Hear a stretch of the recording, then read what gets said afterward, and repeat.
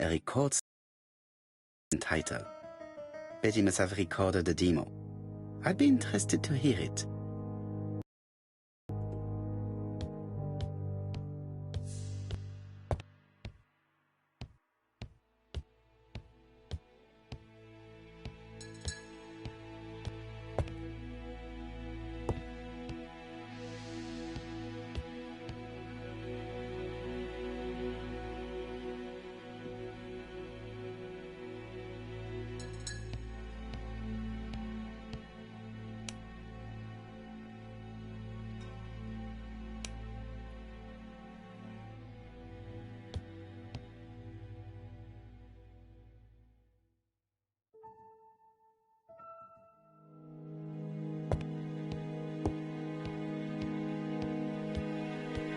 Looking at all the clothes she took out, Betty must have had a problem deciding what to wear. Maybe she had a date?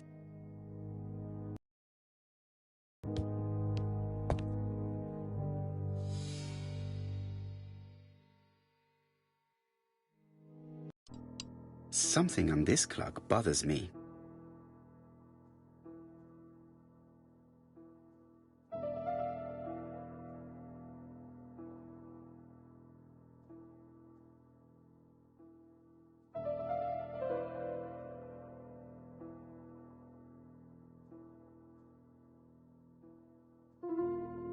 What a strange mechanism.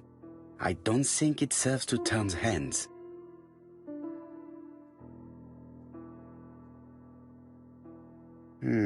Could the screw be slightly loose?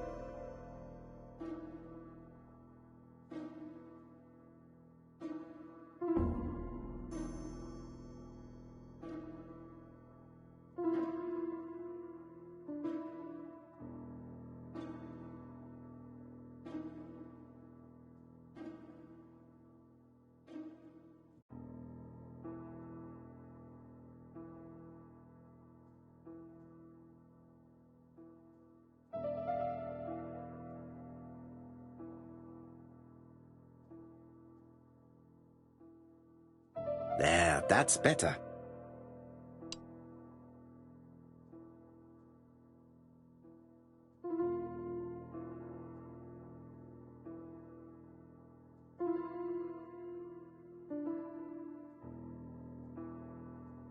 This metal disc is stuck.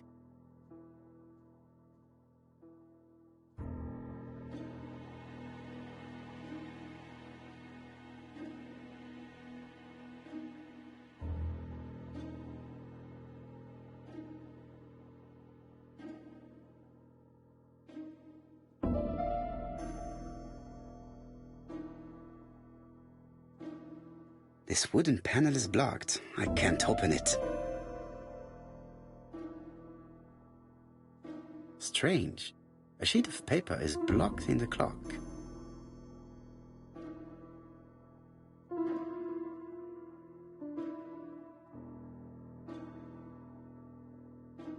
This wooden panel is blocked. I can't open it.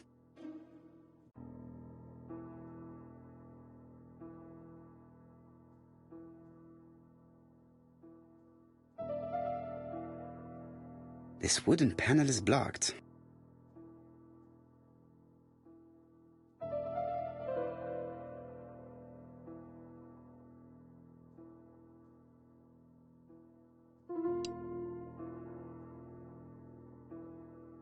The cogs are blocked by these wooden panels.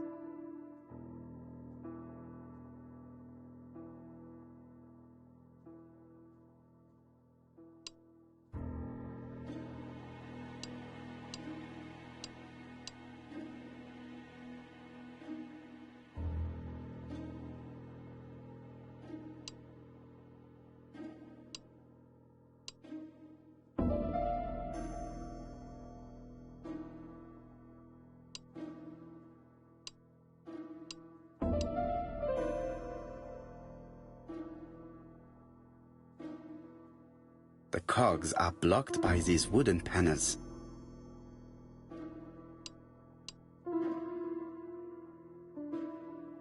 The cogs are blocked by these wooden panels.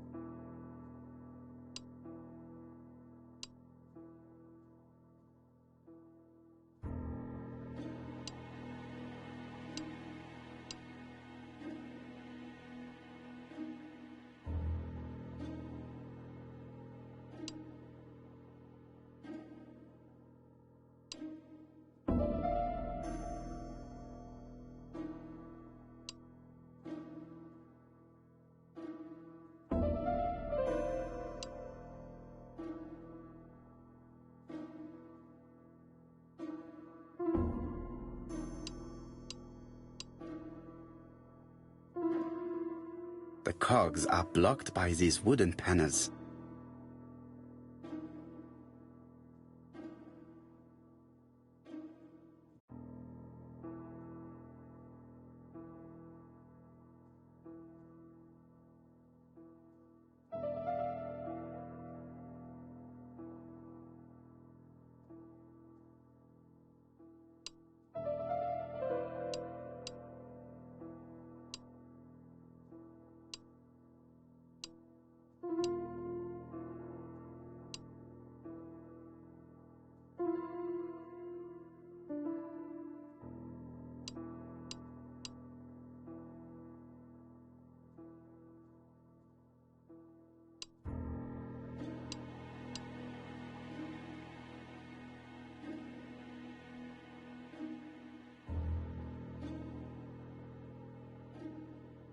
The cogs are blocked by these wooden panels.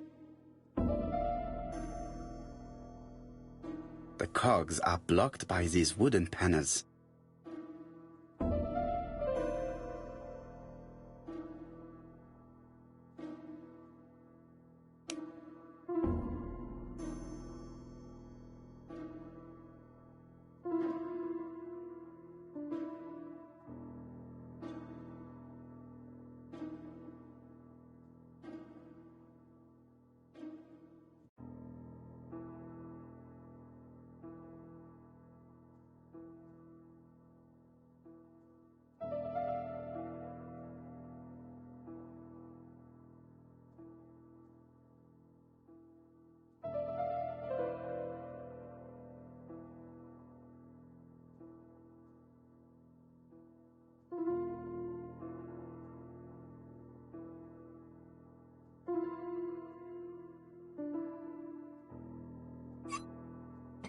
Good.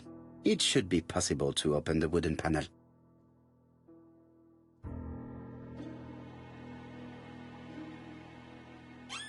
Look, a key.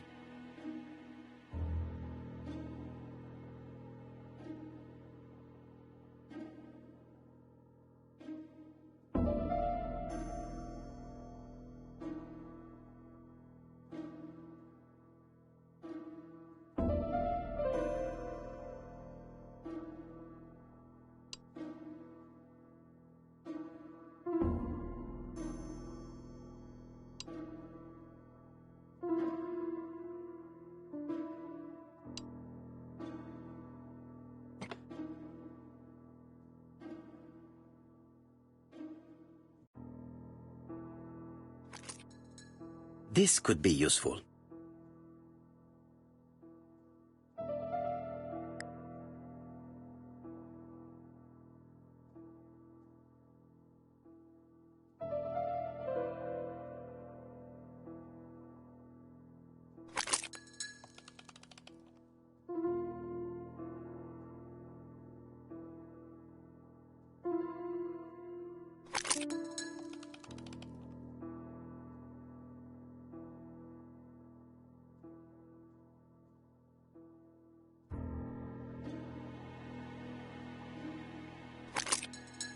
Ah, something clicked on the front.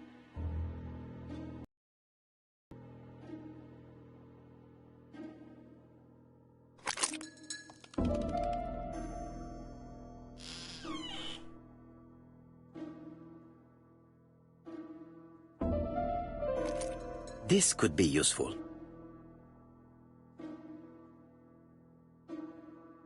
Betty, I enjoyed a wonderful evening in your company, and I hope that we will see each other again very soon. D.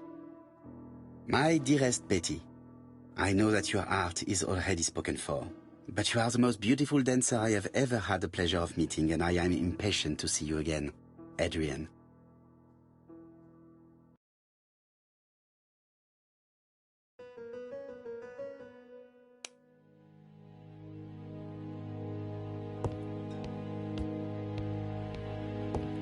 Without a doubt, Betty used to sing.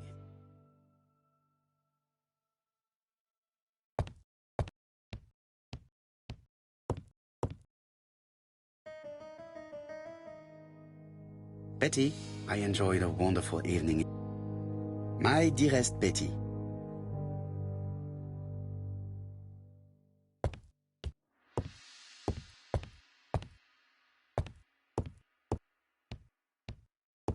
Betty liked luxury and going out, and being as pretty as she was, she probably did not have any problem getting herself invited.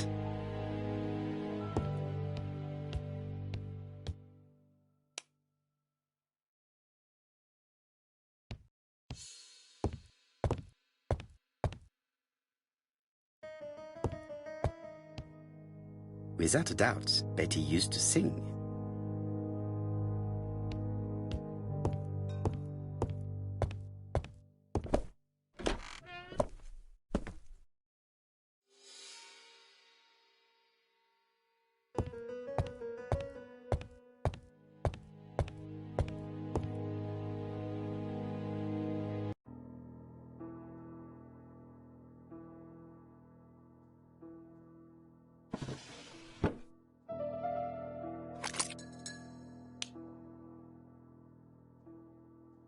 So, what is this mechanism? I need a clue to help me make it work.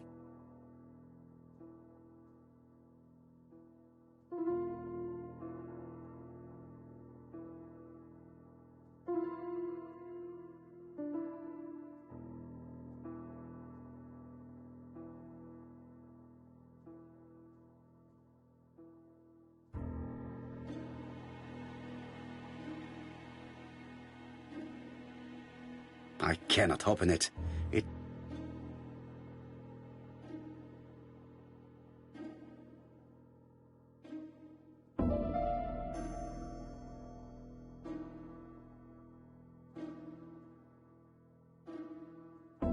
Let us see.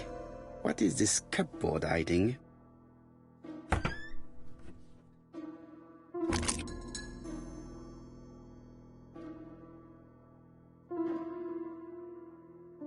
This looks like solfège. There is probably a link with what I saw in the drawer.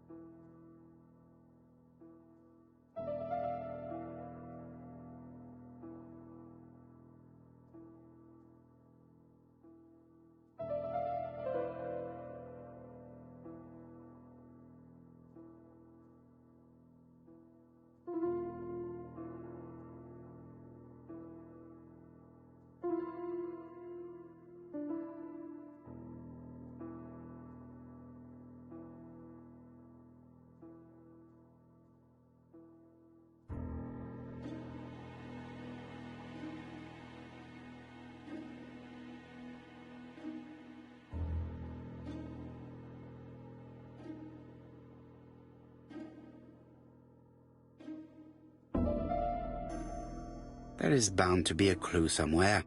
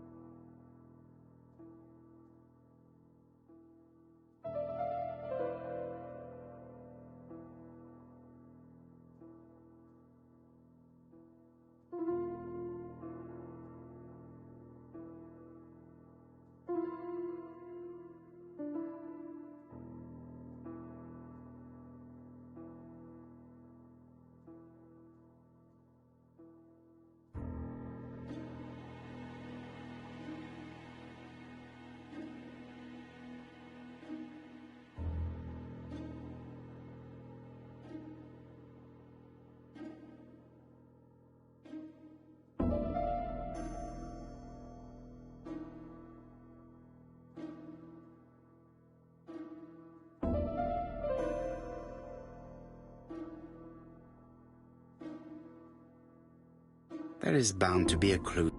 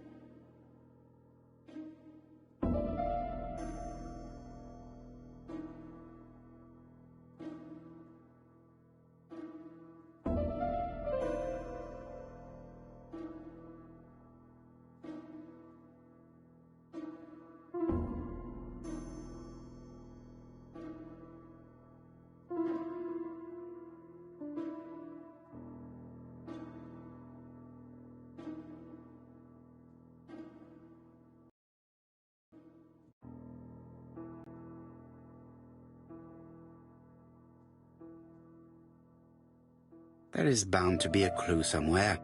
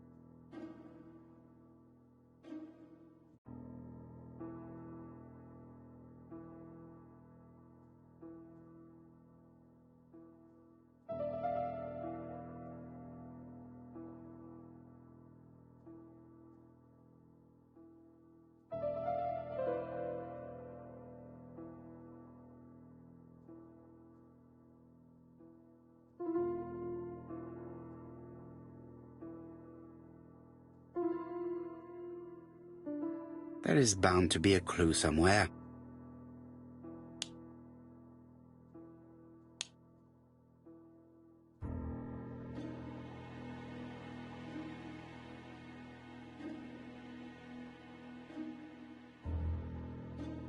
That doesn't work. I must have forgotten a step.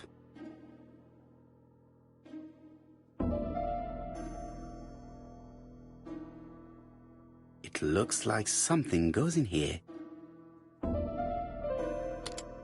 That doesn't work. I must...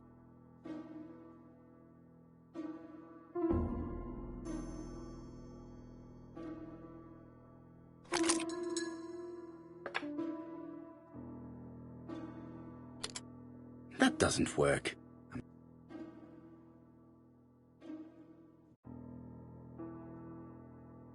That doesn't work. I must have forgotten a step.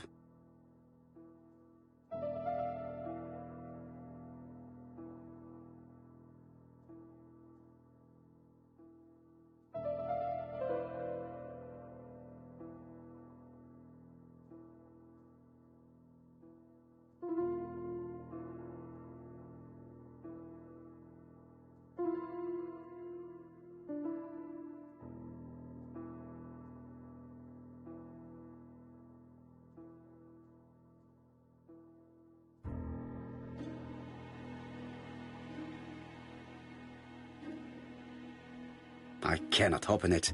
It looks like the mechanism is blocking it.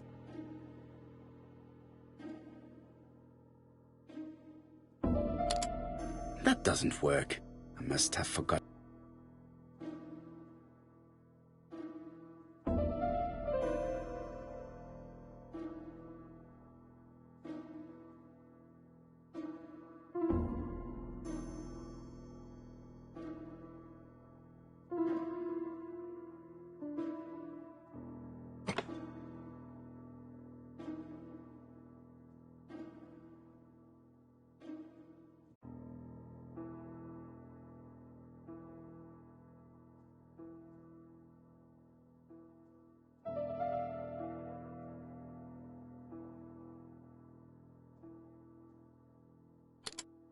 That doesn't work.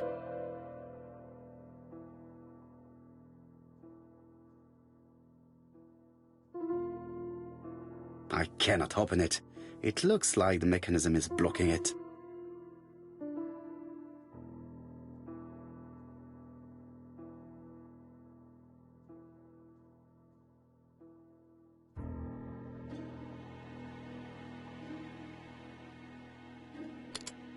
That doesn't work.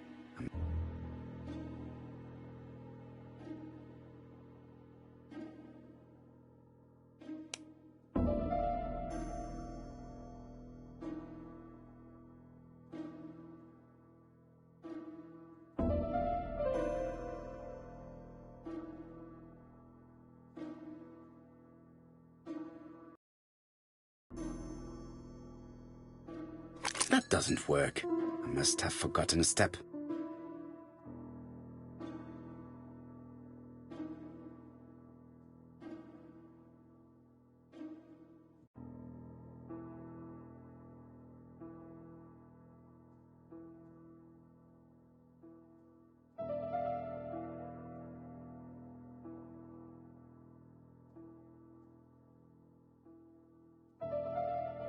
I cannot open it. It looks like the mechanism is blocking it.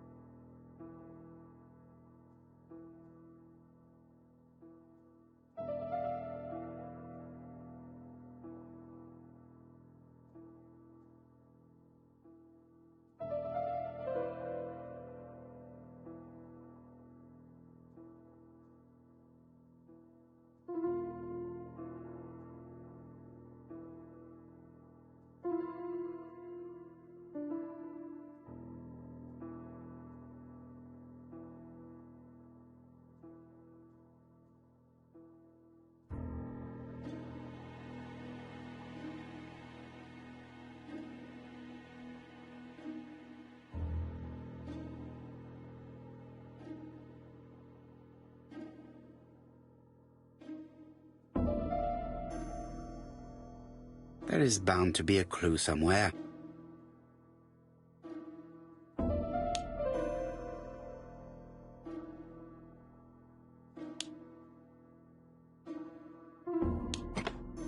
I heard the sound of a mechanism being triggered.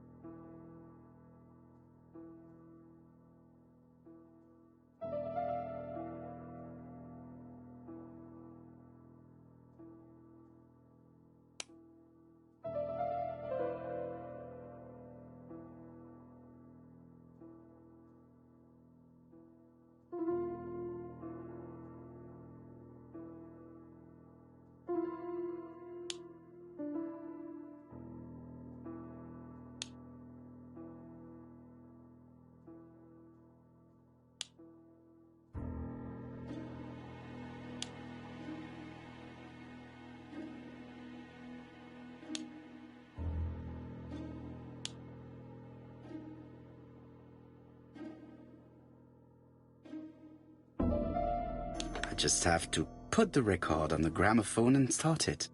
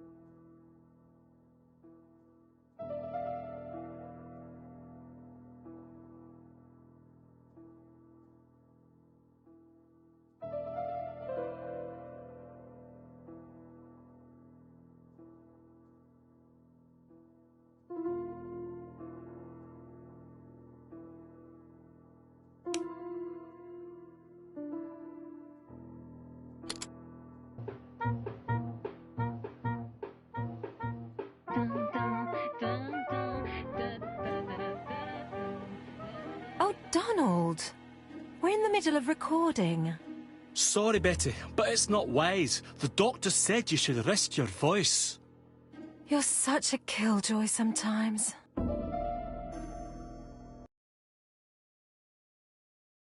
Betty was such a good singer.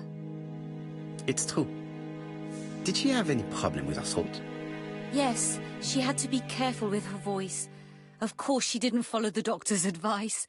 If Don didn't insist, she... Well, it's too late for all that now.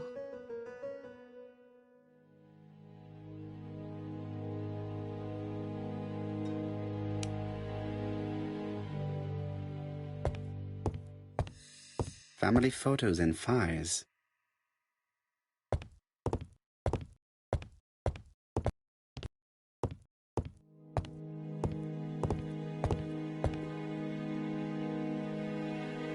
It looks like this woman is single, but she has feelings for someone.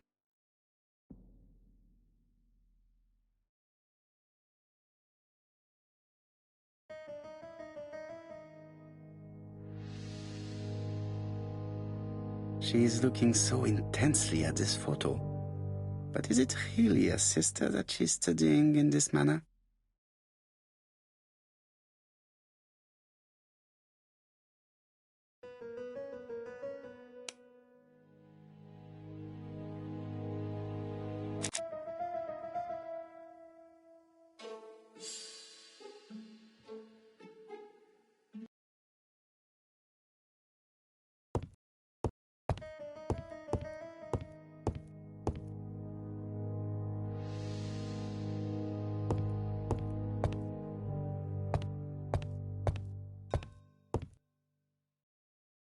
They made the perfect couple, am I correct?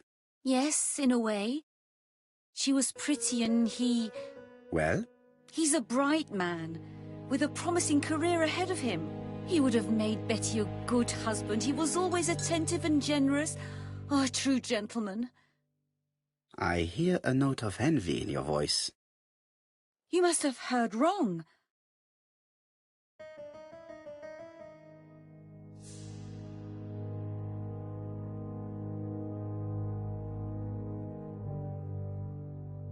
Donald appeared to be very much in love with your sister. Yes, he was mad about her. Mad, you say? Being madly in love can often be destructive, and Mr. Fraser was known for being jealous, I believe. No more than average.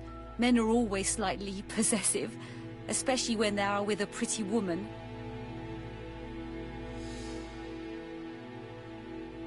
I am not your enemy, Mademoiselle Bernard. And you are not my friend either, Mr. Poirot, sir. Yes, but your lies are not helping Mr. Fraser, or you for that matter.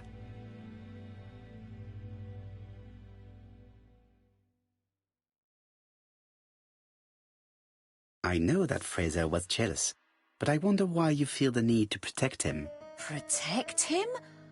I hope you're not suggesting... That you are Fraser's accomplice? There is nothing to suggest that, at least not yet. It would appear that your sister's murder is the second in a series that we have to stop as quickly as possible. The first was in Andover, and the same as your sister, the murderer sent me a letter informing me that a crime would be committed in that town. Now can I count on your honesty? Yes, you have my confidence, Mr. Poirot.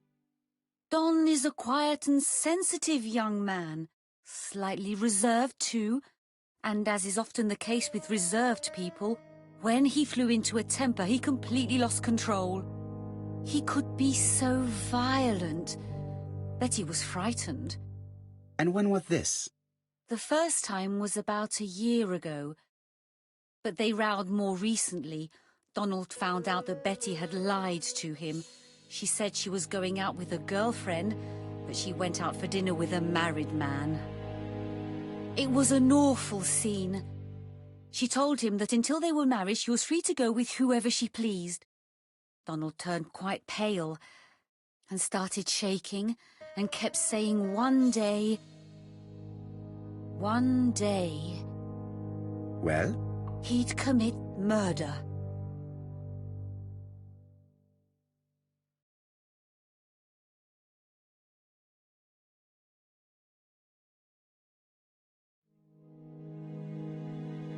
Do you think that is what happened? No, Mr. Poirot, I don't believe that. You yourself said he may be a recidivist madman. Don loved Betty with all his heart. I can't imagine for one instant that he would hurt her. Very good, Mademoiselle Bernard. Thank you for your help.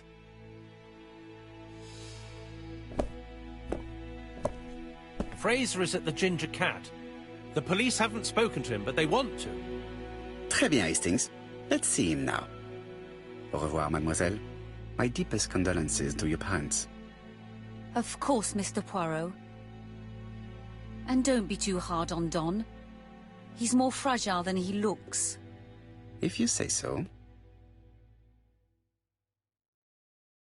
Let us now try and get our brain cells to work.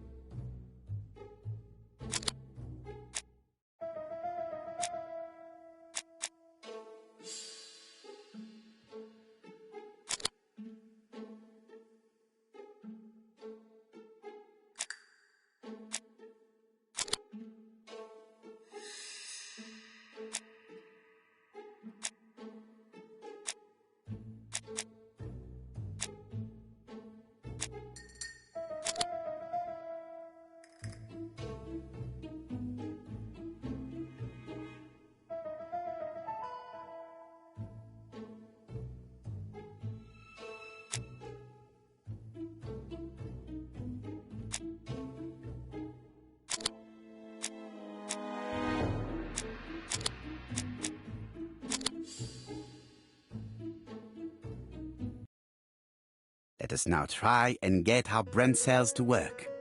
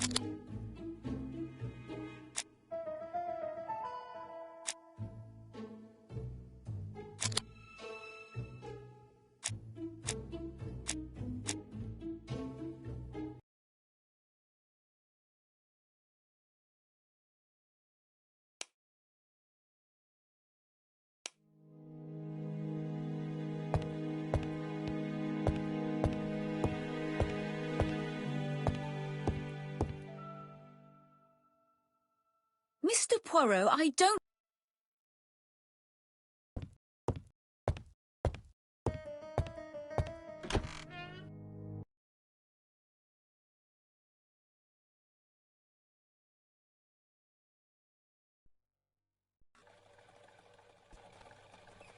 You've seen Fraser, Hastings.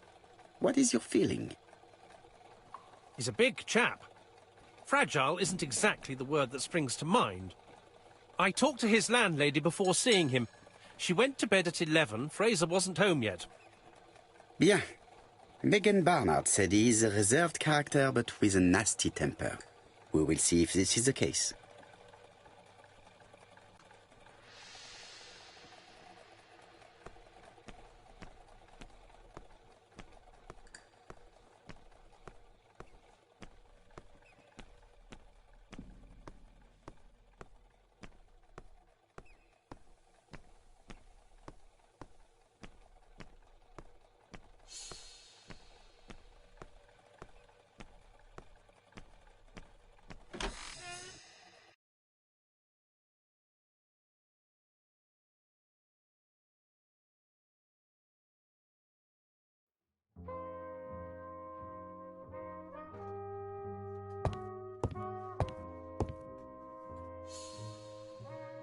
How do you do, Mr. Fraser?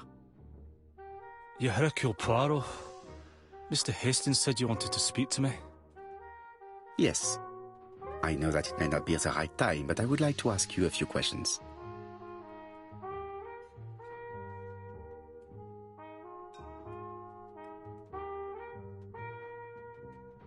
This man looks suspicious.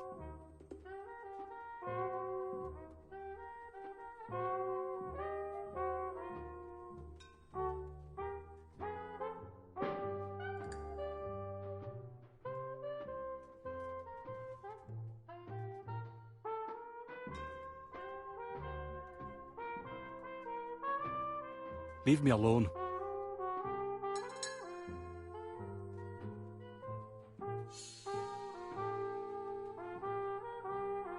Donald Fraser is in a terrible state. as if he hadn't slept all night. And he's drinking white horse. Leave me alone.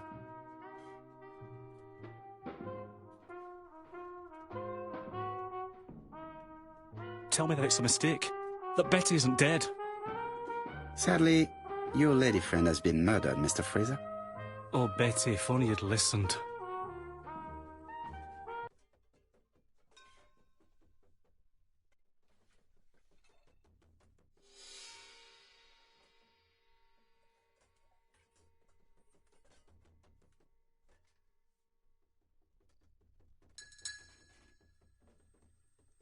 If she had listened to you, she would still be alive. Should I take that to be a confession? With that sort of thinking, you must send a lot of innocent men to prison. Under different circumstances, I might even find you amusing, sir. It's no time for amusement, Mr. Fraser. It is time to find your fiancé's killer. Did you know what her plans were for the evening? She said she was having dinner with her sister.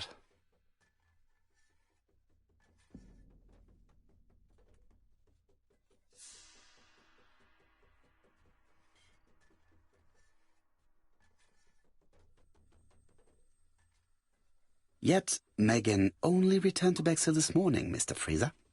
I didn't know. Right. May I ask you what you were doing yesterday evening? I spent the evening working. Your colleagues can confirm this? No, I often take work home with me.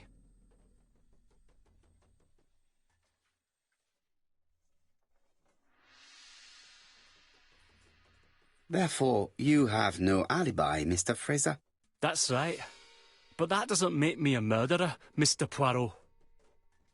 I would like you to leave now, please.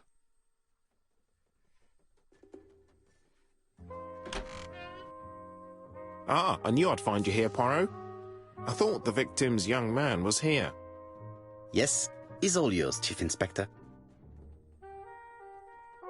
Let us now try and get our brain cells to work.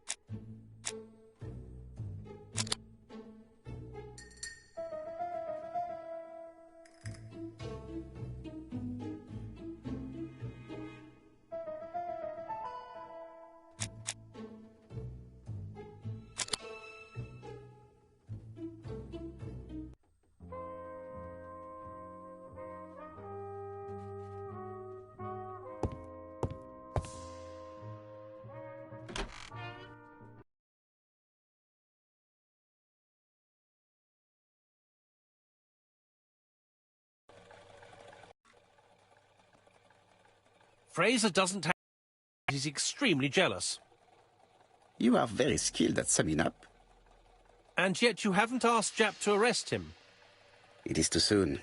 But I agree, without the letters announcing the crimes, Fraser would already be behind bars.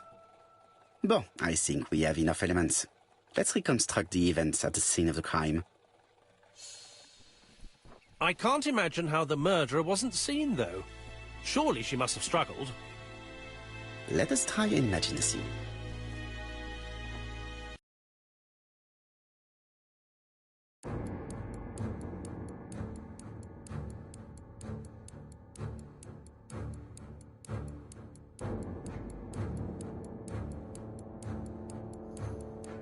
The killer and the victim are walking on the beach. Miss Betty has a bag, a belt around her waist, and carries her shoes in her hand. Both of them walk slowly to hut number 5.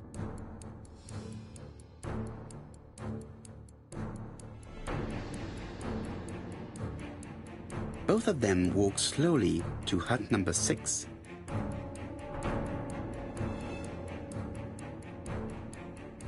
Miss Betty enters the hut. She leaves without her belongings. Then she hides a code.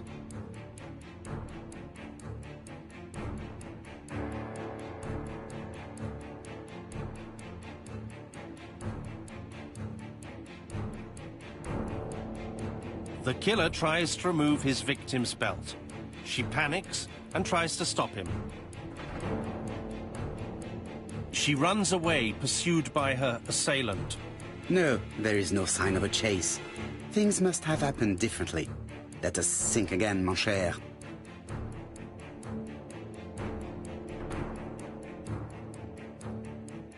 The killer and the victim are walking on the beach. Miss Betty has a bag, a belt around her waist, and carries her shoes in her hand. Both of them walk slowly to hut number 5. Both of them walk slowly to hut number 6.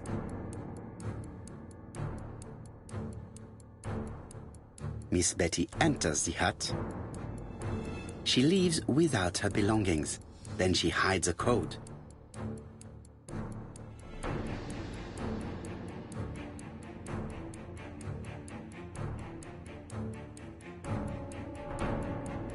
They keep walking. Then she removes her belt. The murderer moves behind her and then attacks her by surprise. The body falls, lifeless, on the sand. Everything appears to match the crime scene, mon cher Hastings. That is exactly what happened.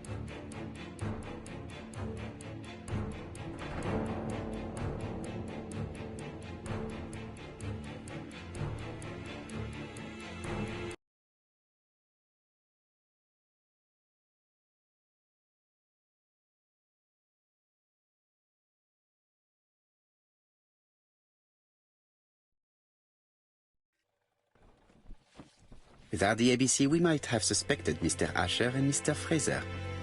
But by signing his crimes, the murderer is making sure he's accused. In a way, it is very generous of him. Generous? The murderer seduced Betty in order to lure her to the beach and kill her. Indeed, the young woman was certainly careless, but not stupid enough to follow a stranger. What are you planning to do, Poirot? Return to London, mon cher Hastings.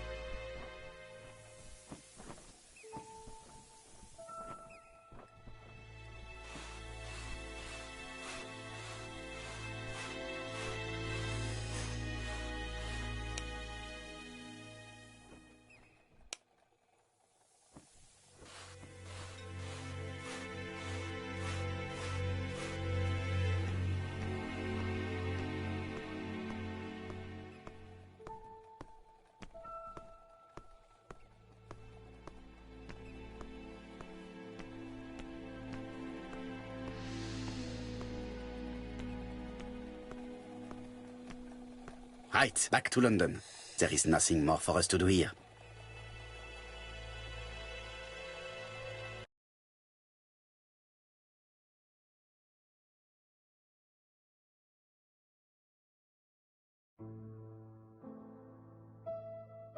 Japp has decided to reveal details to the press. The alphabet murder is now famous. It is not a bad idea. The more people who know, the greater our chances of finding out something of interest. Poirot, I have a bad feeling.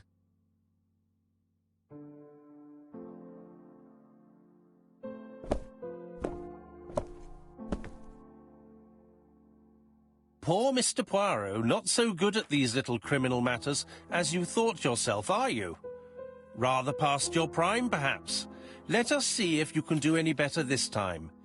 This time, it's an easy one. Churston on the 30th. Do try and do something about it. It's a bit dull having it all my own way, you know. Good hunting. Ever yours, ABC.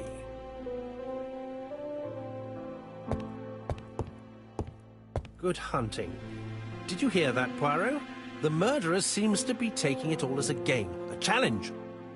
He will strike on 30th in Churston. We must warn Scotland Yard.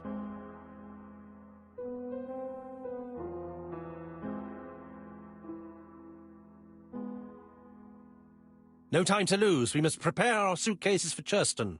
Mon Dieu, it is already 10 o'clock. I will call Scotland Yard immediately.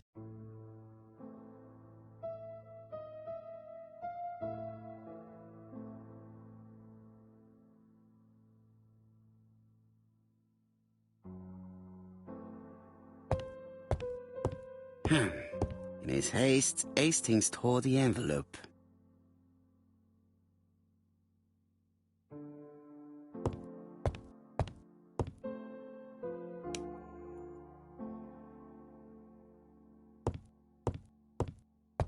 I lock my revolver in this drawer. I've not used it in a very long time.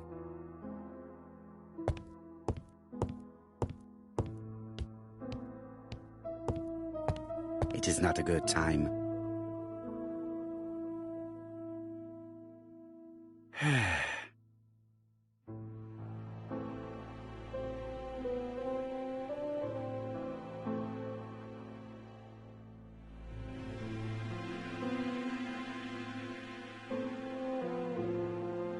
Daily Flicker, July 30, 1935.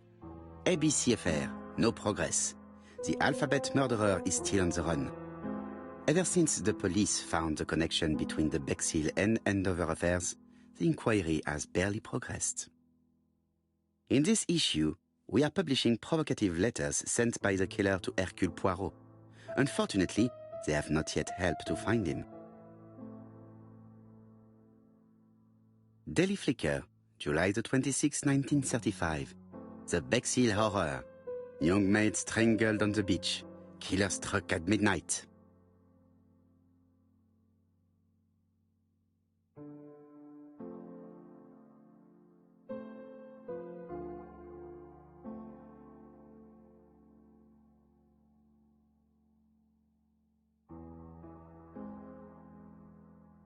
Poor Mr. Poirot. Not so good at this.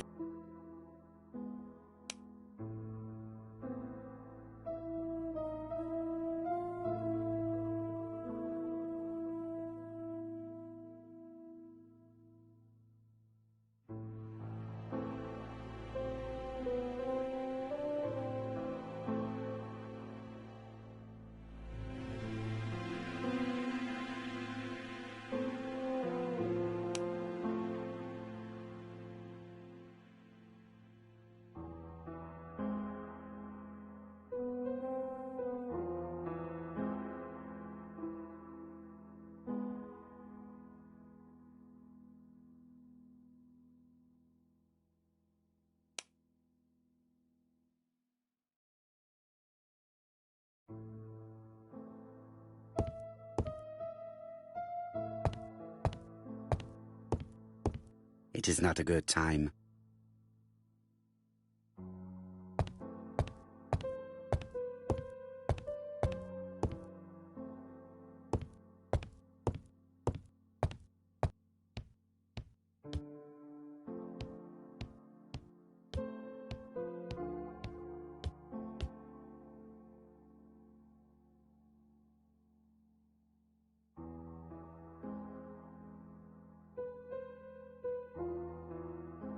Bexhill-on-Sea, Sussex, population 24,000.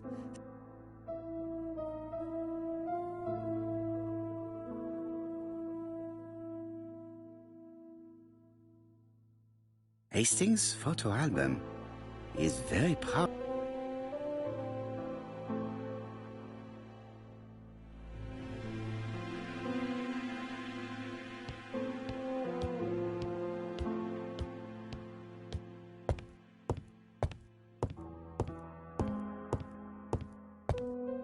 It is not the right time.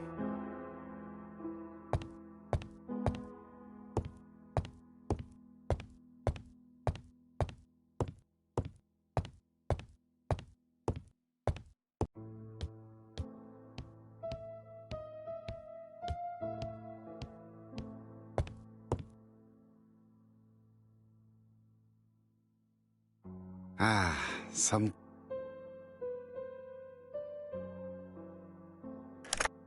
Hello, chap.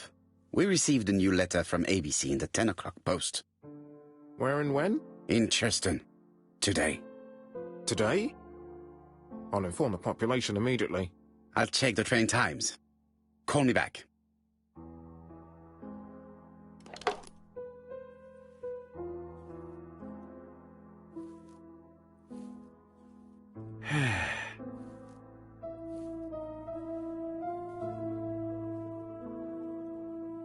It is not a good time.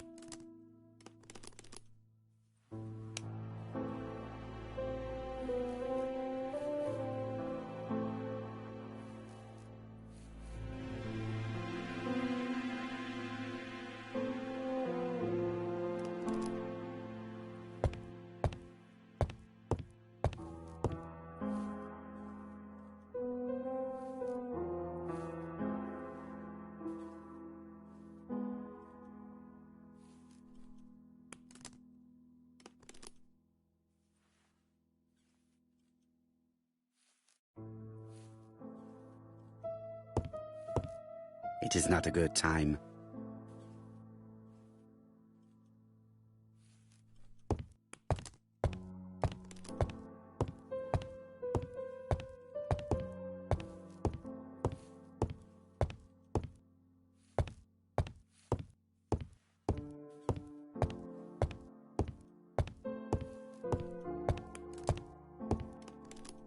Hastings, what you are doing is an absolute disaster. That is no way to pack suitcases. Heavens, we must hurry. We have to get to Churston before the murder.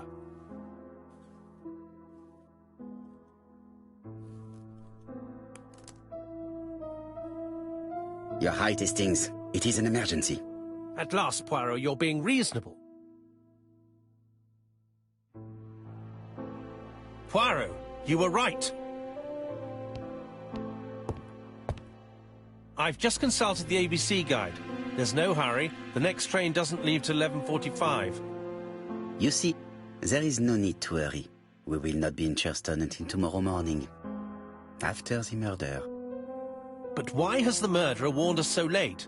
It's not what he usually does. Did he do it on purpose? Very good question, Hastings. We should also compare the letter we have just received with the other two, although I have very little doubt about what we will find.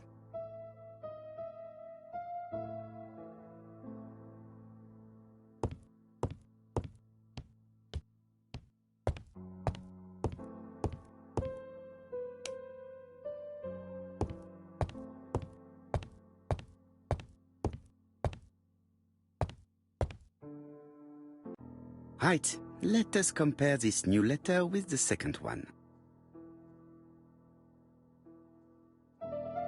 Let us examine this more closely.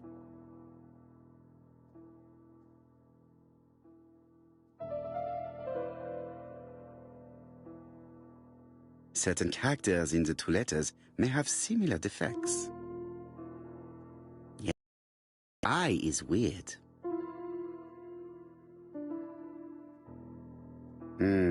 The W is not printed properly. Right, let us compare this with the other letter. Of course, the W characters in the two letters do indeed have the same defects. I have to find some other similar defects to confirm my theory. Yes, this I is weird. Right, Let us compare this with the other letter. Yes, the I characters in the two letters do indeed have the same defects. I have to find some other similar defects to confirm my theory.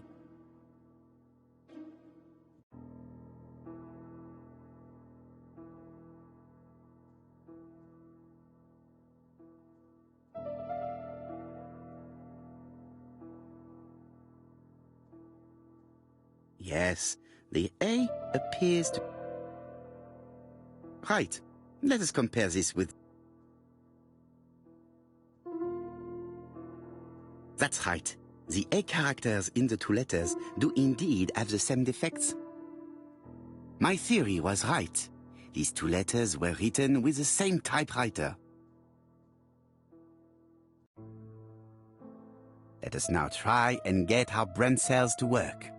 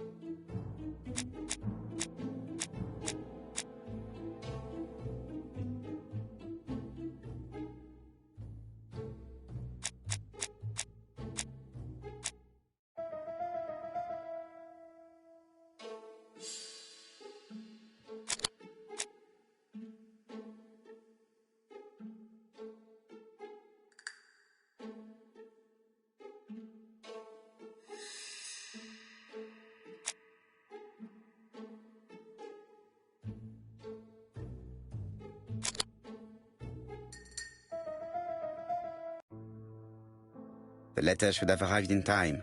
The postmark shows that it was sent 3 days ago. However, our man made a mistake in the address, which explains the delay. All the same, the post office took their time correcting the error. Come on, Poirot. Your address is not quite as well known as that of Scotland Yard. Poirot, the telephone.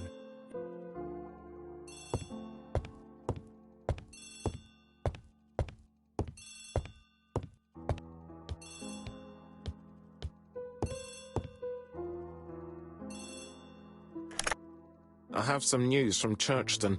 Bad news, I'm afraid. Sir Carmichael Clark was murdered while out on his evening walk. Sir Carmichael Clark. The name is familiar to me.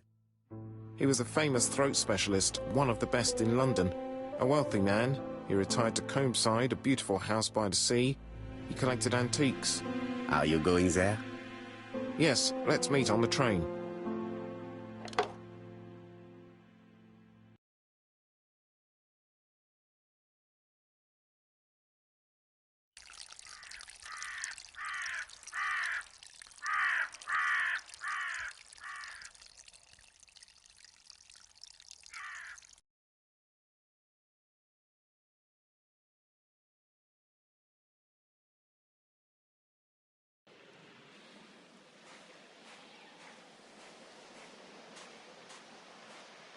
The victim is called Sir Carmichael Clark, one of the best throat specialists in London.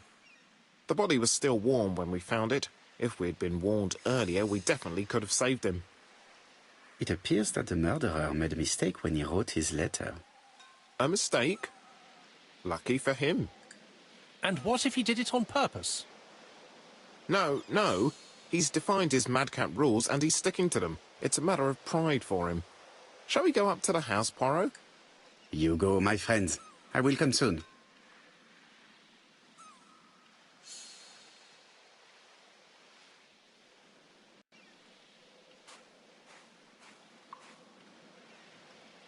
Jap has emptied the victim's pockets and has laid out their contents on this piece of wax cloth.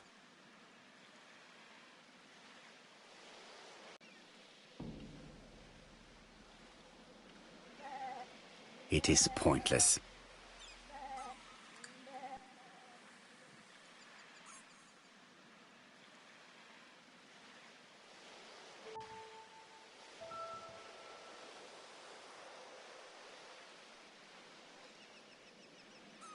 A signet ring, very probably with the Clark family's coat of arms.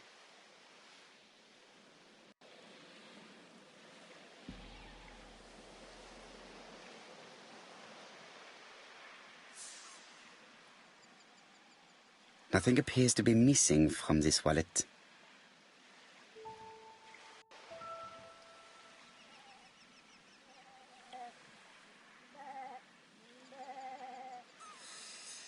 An oriental dragon.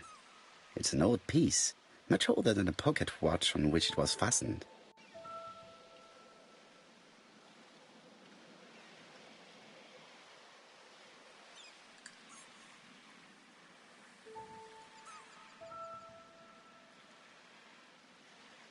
Sir Carmichael's throat was cut. It's a clean incision, a professional murder.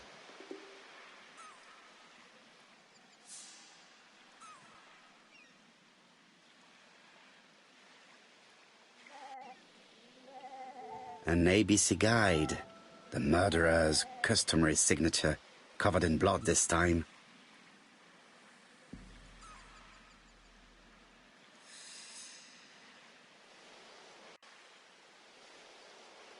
Apart from the wound to the throat, the body is untouched. No cuts, no bruises.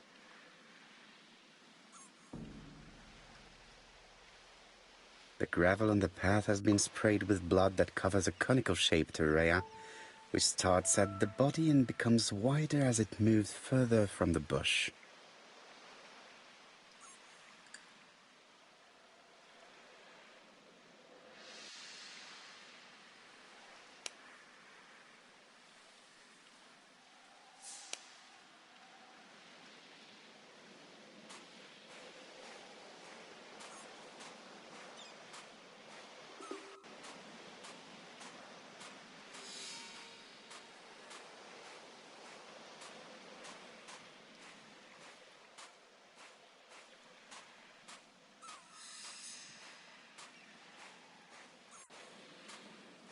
The vegetation behind the bush has been trampled.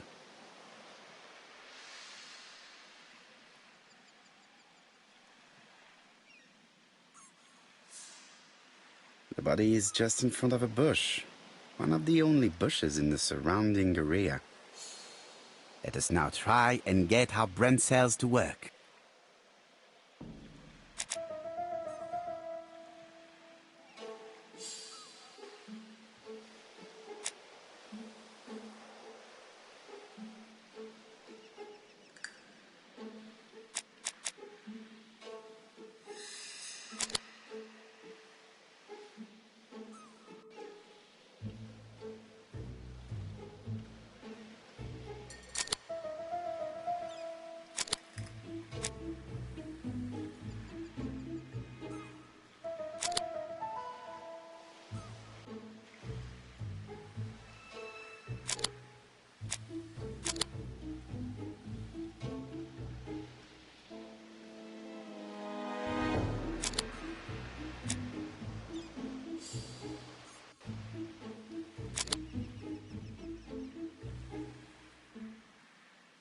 Sir Carmichael had his back to the bush when the killer cut his throat from behind. A fatal blow that sprayed blood over a range of more than 1 meter. Let us now try and get our brain cells to work.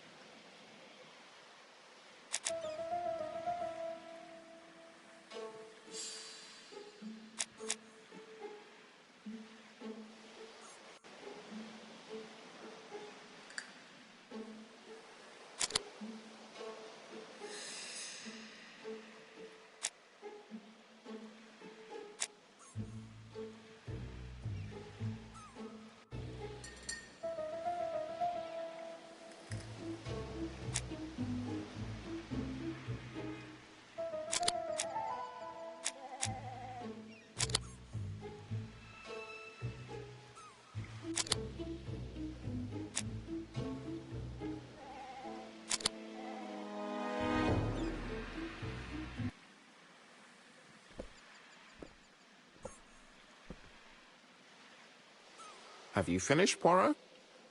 Chief Inspector, many questions remain unanswered, but I am certain of one thing.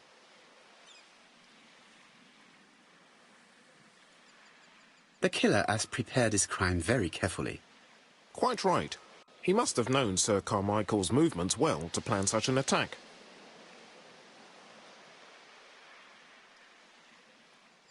The murderer struck with terrible savagery.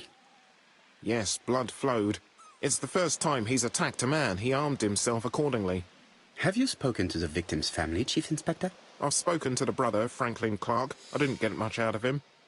He's yours. I must get the body removed.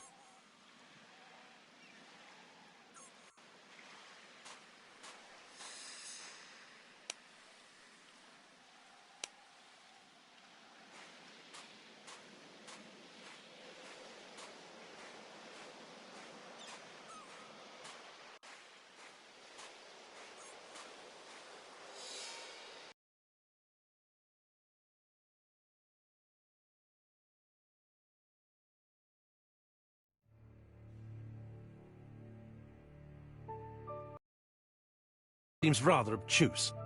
I'm counting on your friend Poirot to catch my brother's murderer. Ah, here he is now. Please. Poirot, this is my brother's secretary, Miss Thora Gray. Pleased to meet you, Mr. Poirot. Would you like some tea? No, thank you, mademoiselle. I find it hard to digest.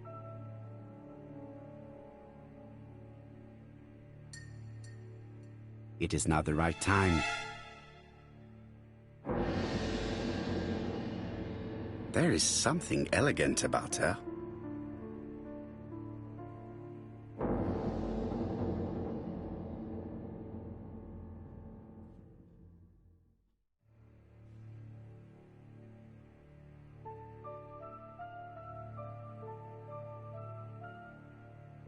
She has good taste, except perhaps in her choice of jewelry.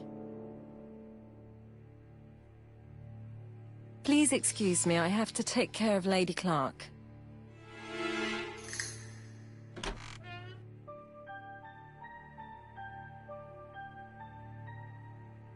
Hastings does not like very hot tea.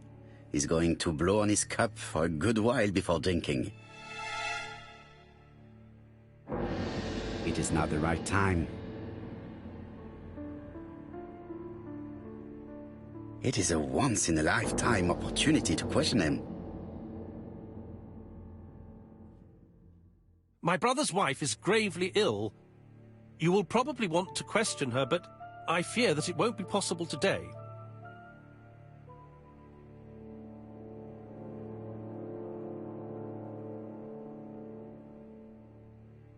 Of course, I understand. Someone set a trap for your brother. Who was familiar with his habits? Everybody knew he took his evening walk at 8:30, and that he always followed the same path.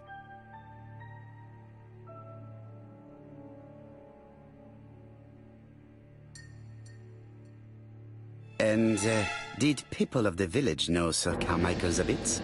I don't know. It's possible. What were you doing last night? After dinner, I went to my bedroom. At 11 in the evening, the telephone rang. It was the police. I went to look for my brother.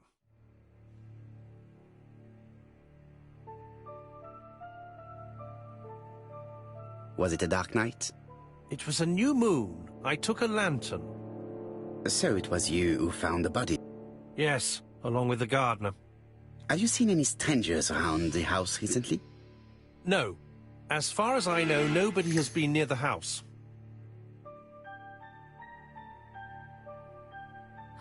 Miss Clark. Oh, Lady Clark must have fallen from her chair. I have to help Miss Gray get her up.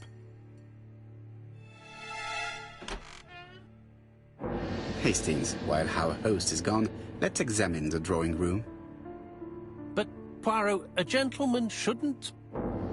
I take full responsibility. All you have to do is to leave the drawing room door ajar and let me know if anyone is coming.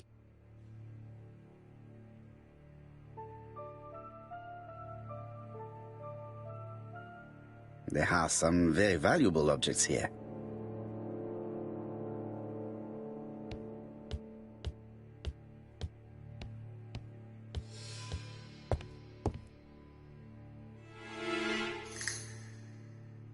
It is an emperor.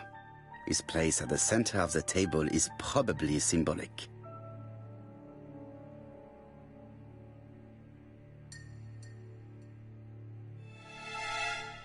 A dragon.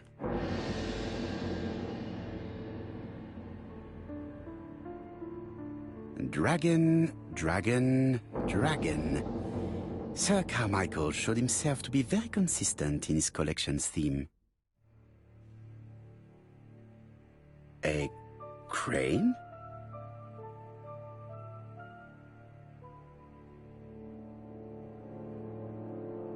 A tiger?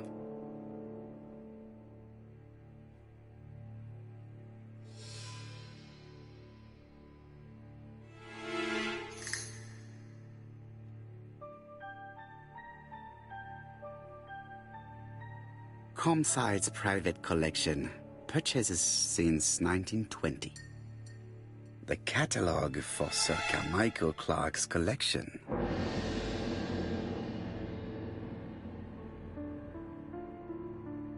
Dragon, dragon, dragon. Sir Carmichael showed himself to be...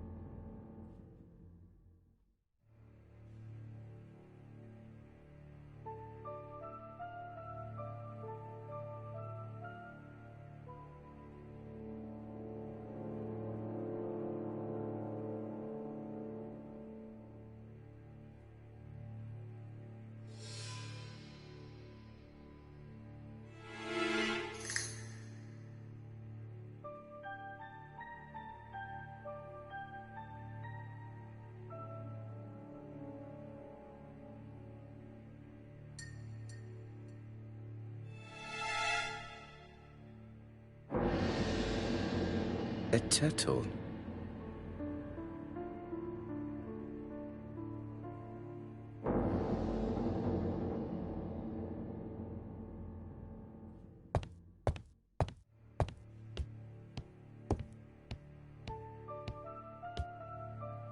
Sir Carmichael's collection could rival that of a major museum.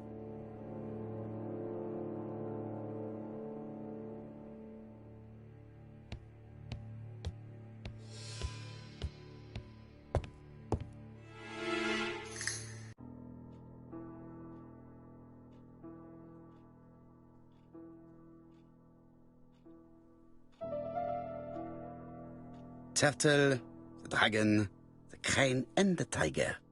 I think I've already seen this motif somewhere.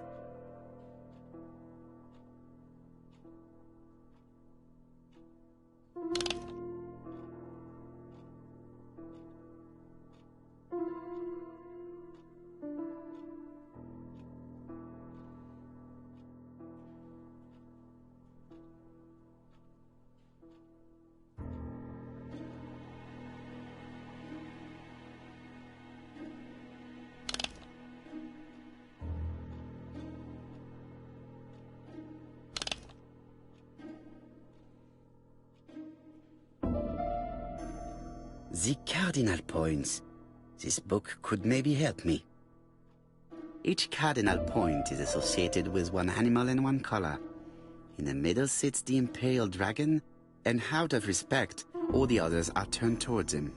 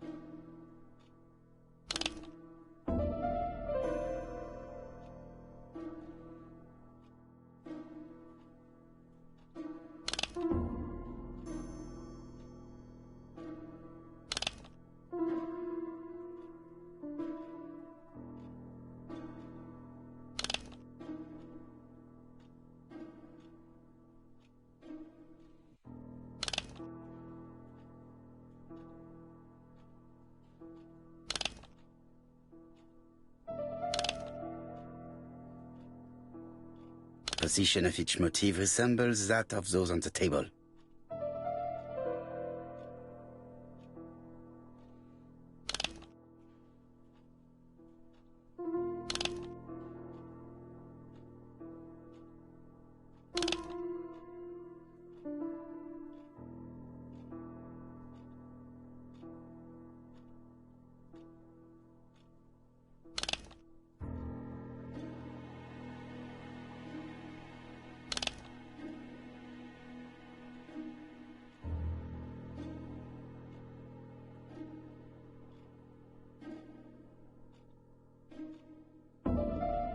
Each cardinal point is associated with one animal and one color. In the middle sits the imperial dragon, and out of respect, all the others are turned towards him.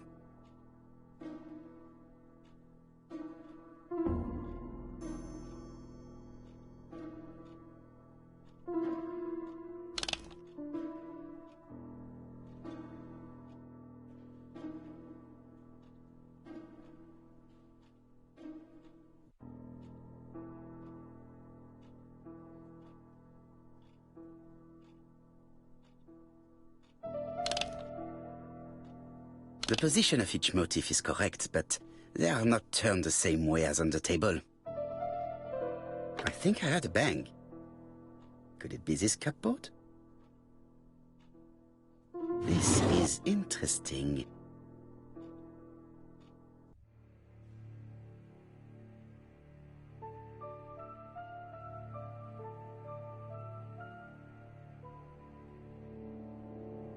Ernest Logan, MD, Brighton Cancer Institute, 201 Dusk Road, Brighton, Sussex. To Sir Carmichael Clark, MD, Comside Churchton, Devon. Brighton, 1935, January the 5th. As a man of science, I owe it to you to be completely frank. Lady Clark, your wife is suffering from a generalized terminal cancer. I confess I didn't suspect anything like that during the first exams. But with the test results I have received today, there is unfortunately no place for doubt. I estimate that Lady Clark's life expectancy is no more than 1 year. Hospitalization would not help in her case, so I advise you to keep her at home and provide her with as much morphine as required to ease her last moments. Yours sincerely, Ernest Logan. These daggers are only ceremonial weapons. I do not think that the crime weapon is here.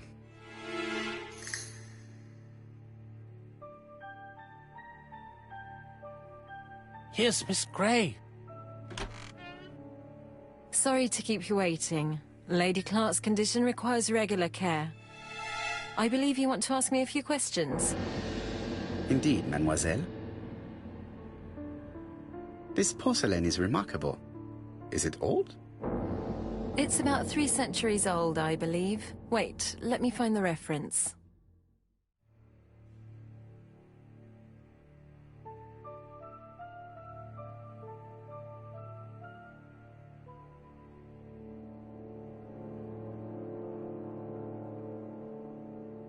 She appears to be very flustered.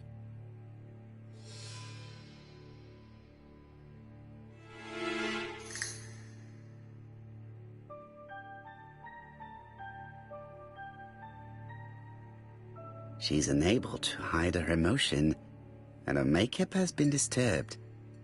I think that this young woman has just been kissed. Here? Teapot with black dragon, Gangxi period, end of the 17th century.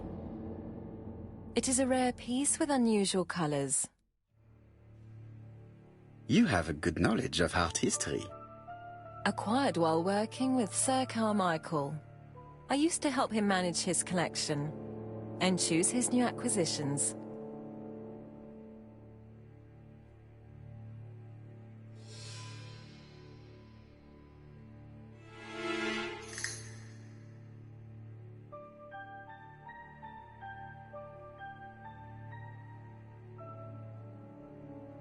Did you have a good relationship with your employer? He treated me well, and I am sorry for his death. Have you seen any strangers hanging around in the past few days? No. Nobody has been near Comside.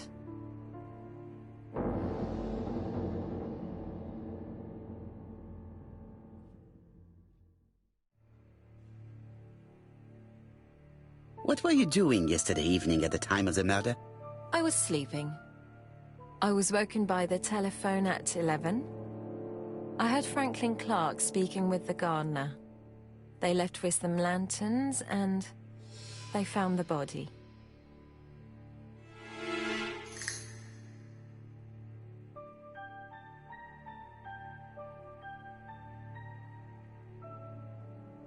Am I right thinking that something is going on between you and Franklin? How dare you ask me such a question?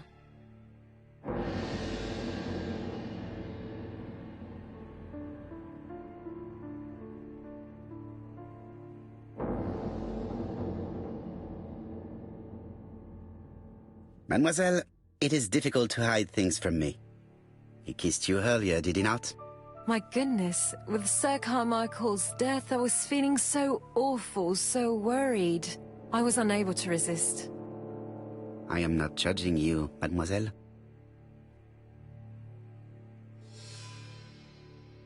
Miss Grey, if I may be so bold, please do not take offence.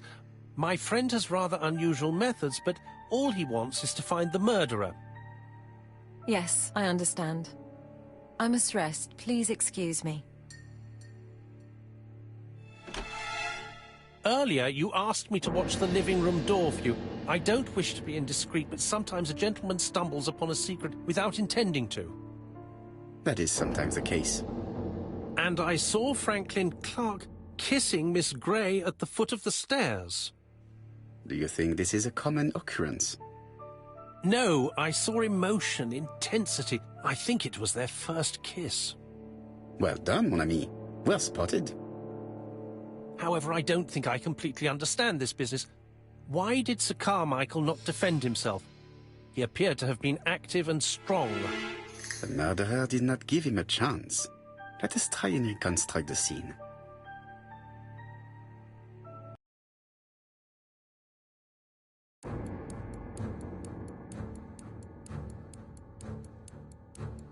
Sir Clark is taking his customary walk. Our killer is hiding behind a bush.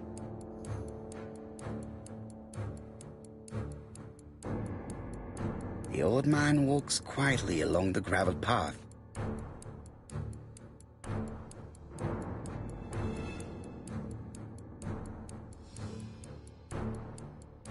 He then passes the bush and continues on his way to the house.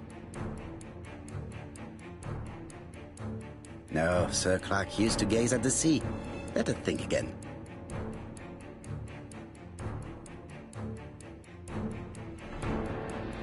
Sir Clark is taking his customary walk. Our killer is hiding behind a bush.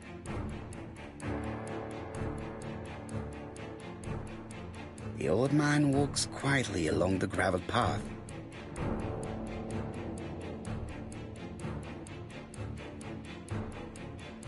Sir Clark sees a shadow.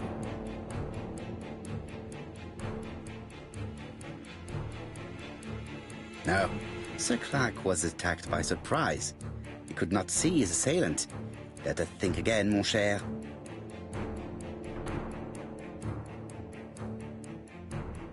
Sir Clark is taking his customary walk. Our killer is hiding behind a bush.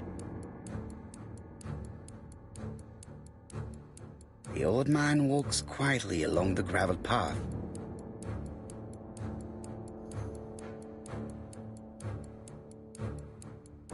Then he turns towards the sea to gaze at it.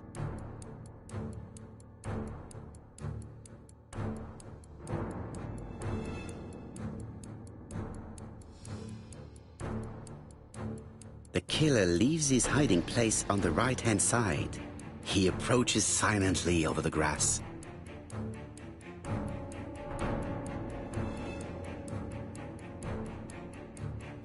Then he throws himself on his prey and stabs the poor man in the back.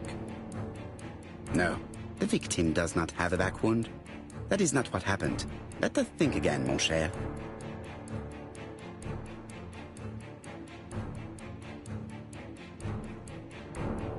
Sir Clark is taking his customary walk. Our killer is hiding behind a bush. The old man walks quietly along the gravel path.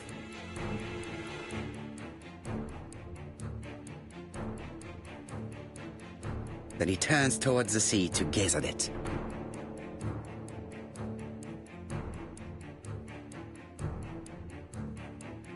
The killer leaves his hiding place on the right-hand side. He approaches silently over the grass. Then he throws himself on his prey and cuts the poor man's throat. He then lays down the ABC before leaving. Everything appears to match the crime scene, Monsieur Hastings. That is exactly what happened.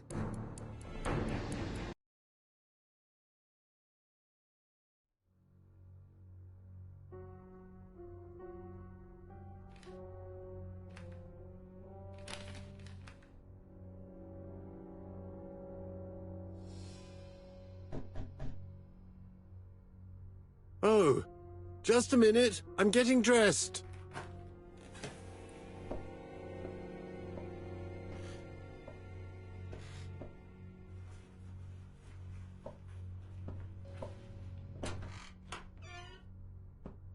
Mr. Kirst, have you recently returned from Churston? Yes. Indeed I have. Have you seen the papers? And to think that you might have rubbed shoulders with the killer. Imagine that. Mr. Kirst, are you all right? You don't seem well. My apologies. My throat is burning and my head feels heavy. It's ever since the war, you know. Since my injury, my head has never been the same.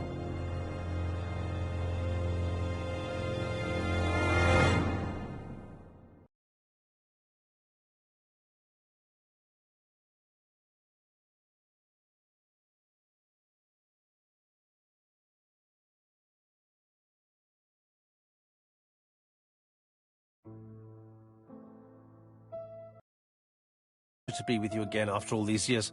I looked for a gift to thank you, and I found this propelling pencil. An authentic collector's item. You spoil me, mon ami. And you more so by sharing investigations. Do not underestimate the help you are to me, Hastings. Intellect is not everything. There is also goodwill, and you are not short of that. Later, I will ask you to help me tidy up the room and bring some chairs. Our guest will be here soon. Ah, is Thora Grey coming? Naturally. She is a fascinating young woman, n'est-ce pas? Oh, come on, Poirot. I'm a married man. And Miss Grey has already been courted by Franklin Clark. Poirot, our guests will be here soon. We must prepare ourselves.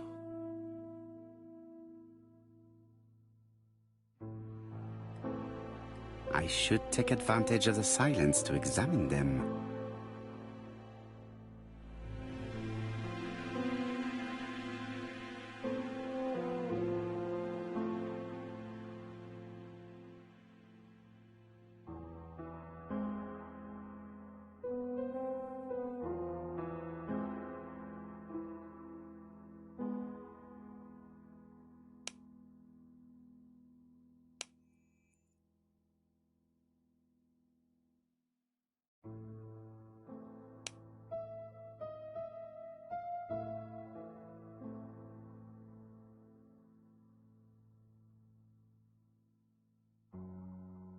Sometimes I love a brunette, sometimes I love a blonde. That's what the song says.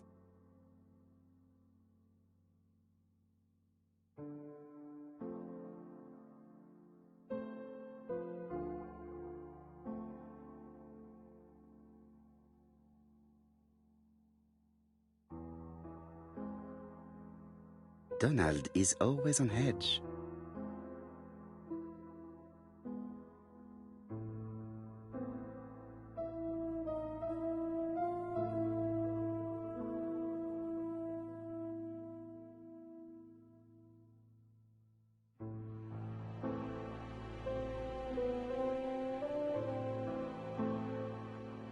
Leave me alone.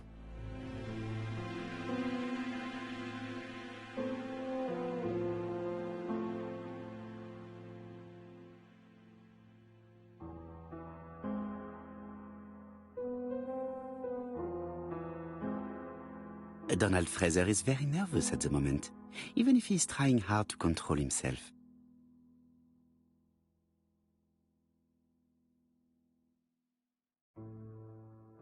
She appears to have taken more care with her appearance than the last time.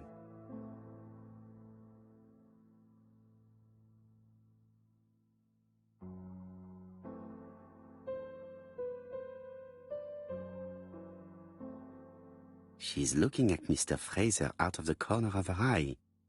Did she make herself beautiful for him?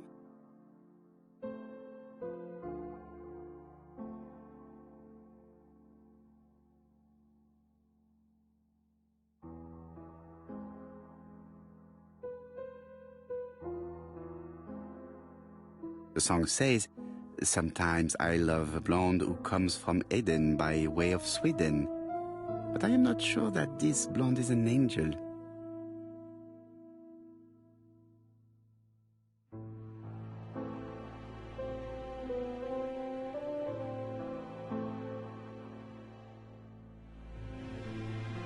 Sometimes I love a brunette.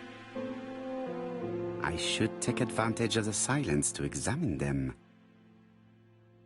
Sometimes I love a... The song says, I should take advantage.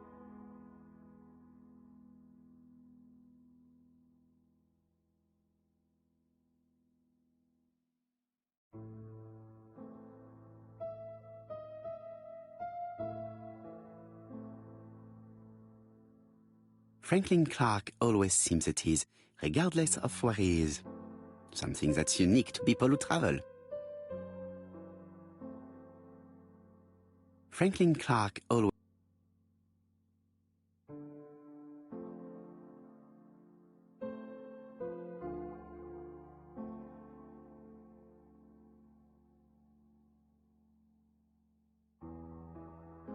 I should take advantage.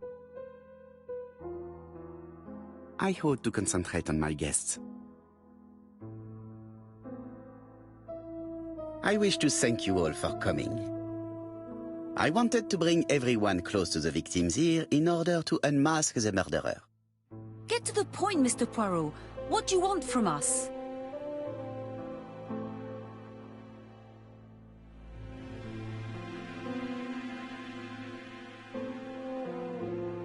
You are an intelligent woman, Mademoiselle Barnard, and I'm sure that you have already understood my intentions.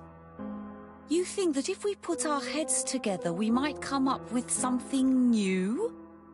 I am convinced of it. What I ask is that you search your memories. The murderer must have left some trace. Yes, he must have prepared his crimes very carefully. Tout à fait. He did not get to Bexhill at midnight in order to strangle a young girl whose name, by chance, starts with P. Must we go into that?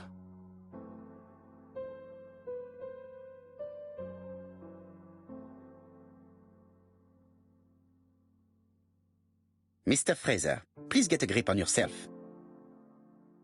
Well, I want to help you, but I don't remember anything else.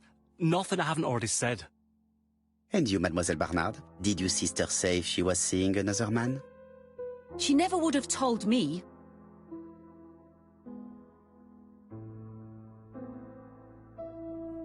Why would she hide the fact from you? Betty knew I didn't approve of her behaviour. Her flirting was spoiling any chance she might have had. Tell me, mademoiselle, what did you talk about with your sister? Silly things. Her new dress. She wanted a pair of black stockings to go with it. Mother bought her a brand new pair. The day it happened, she was crying. And to think that Betty never even wore them. Poor Mummy. Your sister used to sing, I believe. Did she ever perform in public? She dreamt about it, but she had a very bad cough. It troubled her greatly. She had to cancel auditions and miss lots of opportunities. A pity. Yes, she sang well, but that doesn't tell us much about the murderer. Qui sait? In any case, we now have enough information to draw up a relatively precise psychological profile. Let us now try and get our brain cells to work.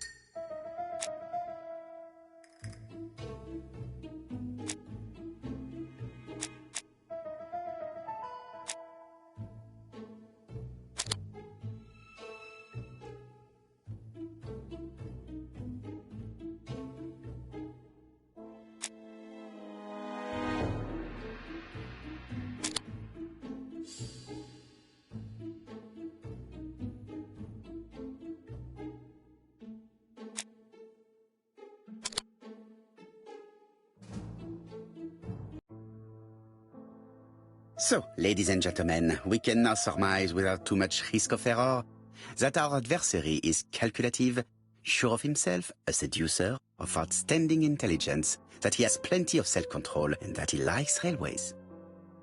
It's a good start. Other meetings may be necessary. I hope that you will be able to come back again. Well, it's just that... Well, Mademoiselle Drower, do you wish to help us or not? Oh, Mr. Poirot, don't be so harsh. It's normal that people helping with this inquiry should be reimbursed. Starting with you, Miss Drower. Please allow me to pay for your train tickets. Oh, sir, I cannot accept. But you must. Mademoiselle, I may not be rich, but my brother left a fortune which will be mine. Mr. Clark, that's very generous of you. Well, someone has to foot the bill. Mr. Poirot, would it be possible for you to come back to Devon? Lady Clark has expressed a wish to see you. We'll adjust her medicine so she'll not be too drowsy. But of course, I shall come the day after tomorrow if it is convenient. Thank you all for coming. We will meet again soon. The meeting was most fruitful. Really? Hastings, I believe now we have everything we need to find a common point between the victims. Now it is time for us to use our grey matter.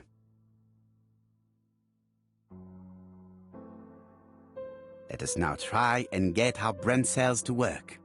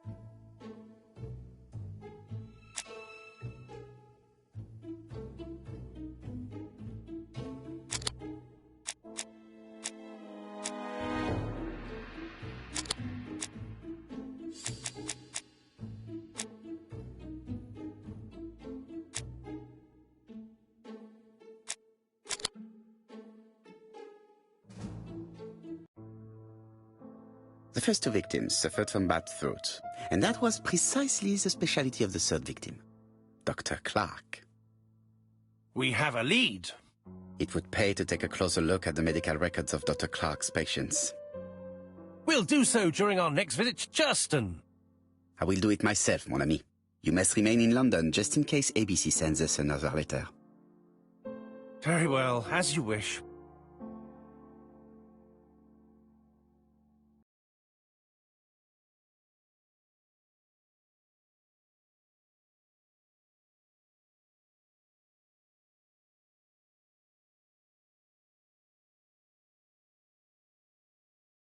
Thank you for coming, Mr. Poirot. Lady Clark is waiting for you in her bedroom on the first floor. Please excuse me, I cannot stay for the interview. I've to take Miss Gray to the station to see our lawyer in Torquay.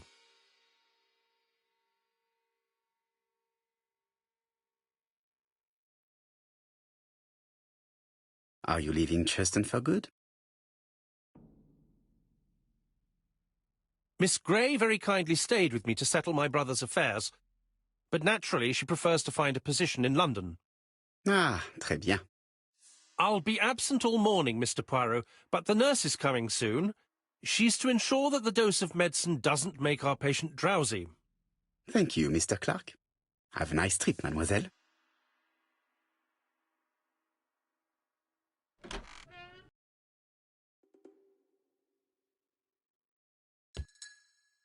It would be rude to make Lady Clark wait any longer.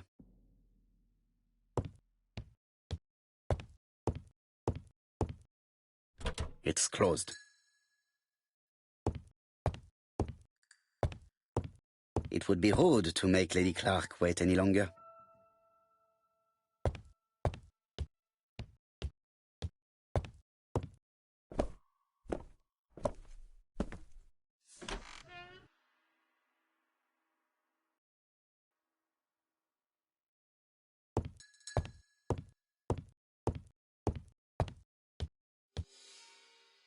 This poor woman is very ill.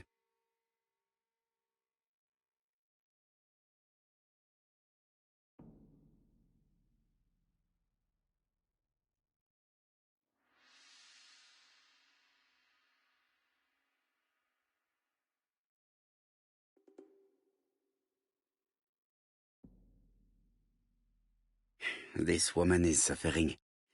She is in no state to have a conversation.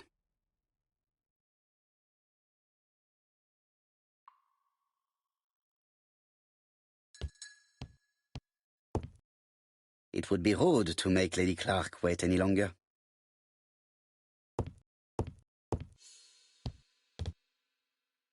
Mr. Poirot? My respects, madame. Thank you for coming.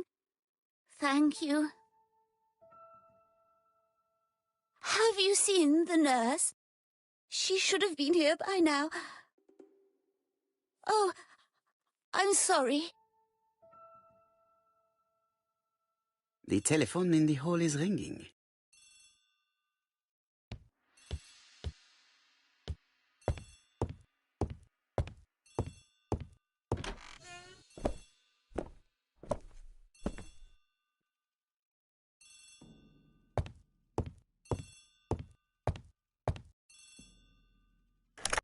The Clark residence. Detective Hercule Poirot speaking.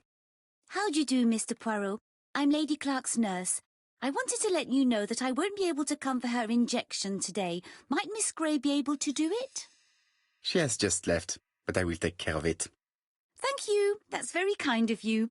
You'll find the skeleton key to open the medicine cabinet hidden in the lion trophy. You can count on me. Au revoir, mademoiselle. Oh, thank you kindly. Goodbye, Mr. Poirot.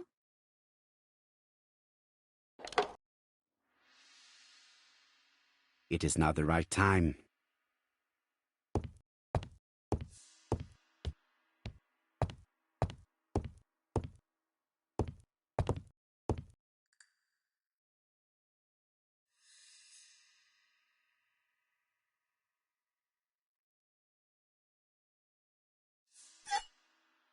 Here is the skeleton key.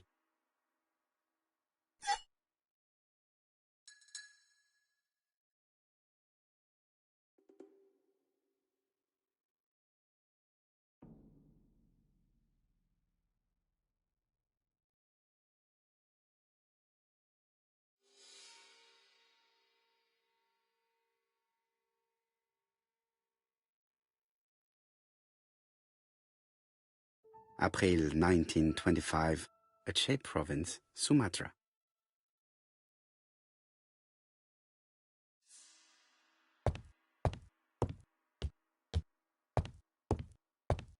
It is now the right time.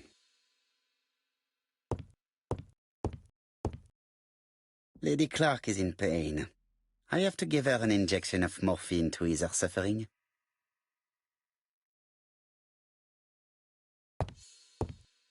Lady Clark is in pain. I have to give her an injection of morphine to ease her suffering.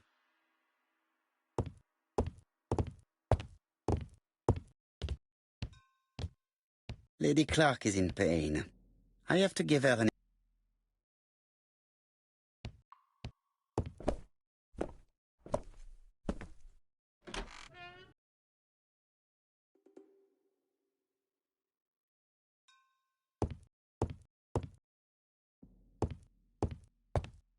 Lady Clark is in pain. I have to give her an injection of morphine to ease her suffering.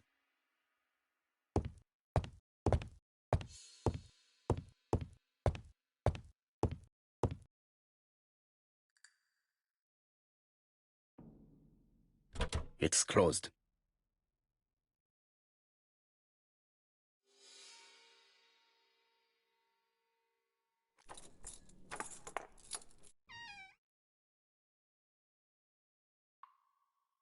Ah, Mr. Poirot. Ah, I feel better now. Thank you for your help.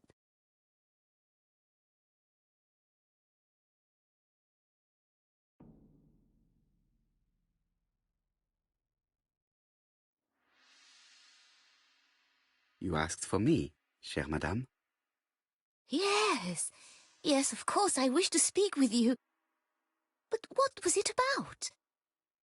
No doubt. You wish to talk to me about what happened to your husband? Ah, yes. Oh, poor Carmichael. Has the madman who killed him been caught? Not yet, chère madame. There was a great many people in Cheston on the day of the murder. Indeed. People go straight to the beach. They don't come near Coomside. So, there were no strangers around the house that day? Who said that? The people who live here. Your brother-in-law, Miss Gray. Miss Gray? Oh, I don't like her. Franklin wanted her to stay, but I insisted she should go, immediately. You are entitled to do so, naturally. I'm pleased that you approve. The others have been taken in by her. But at least you can see through that self-pity act. See what she's up to. Oh.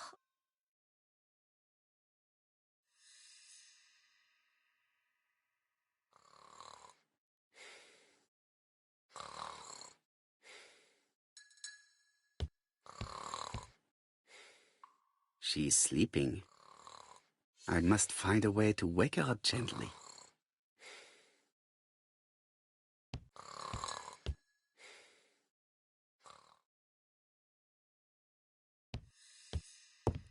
This subject would probably be useful to me.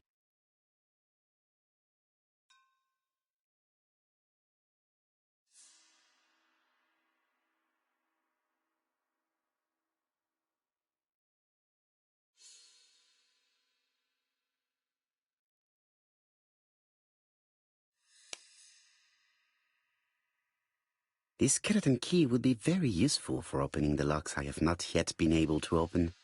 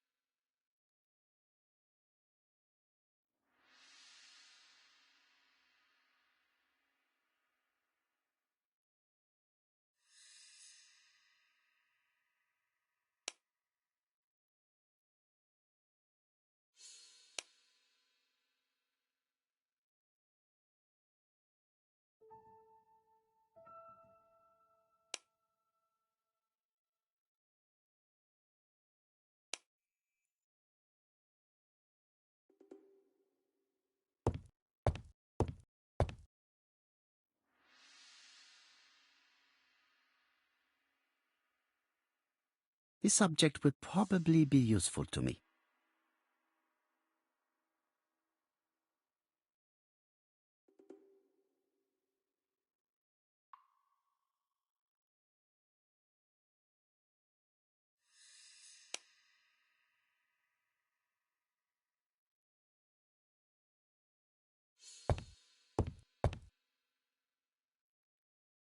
I've finished with this subject.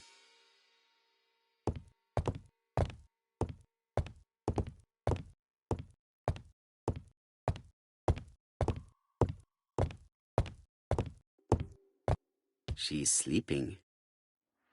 I must find a way to wake her up.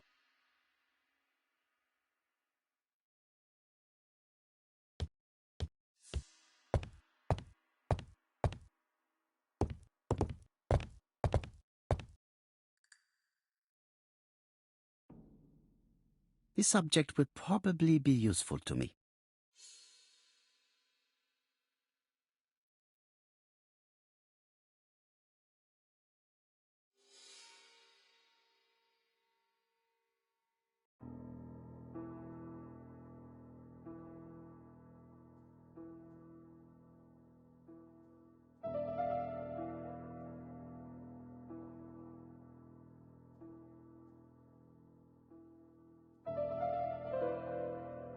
The mechanism appears to be broken.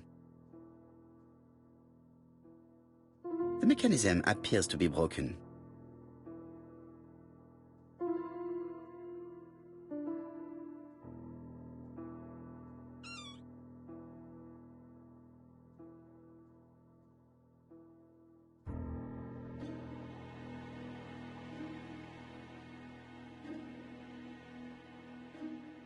The mechanism appears to be broken. The mechanism appears to be broken. The mechanism appears...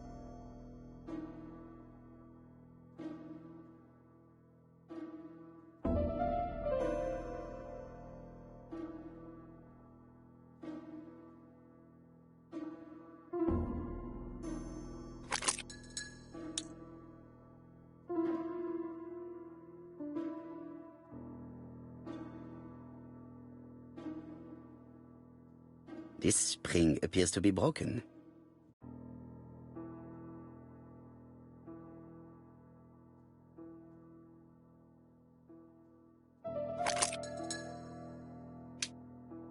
I hope that Hastings will not be cross with me.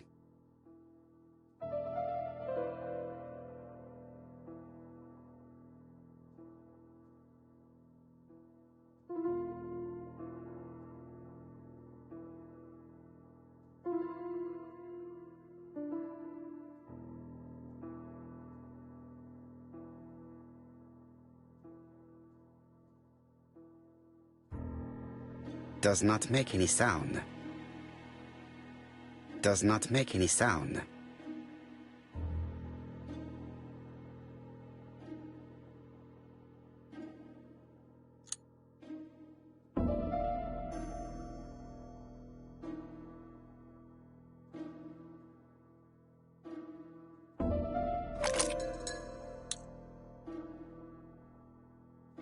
Does not make any sound.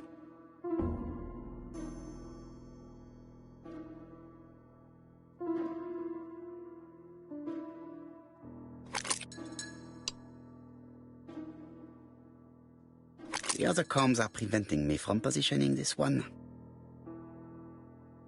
Does not make any sound. This part appears to be working.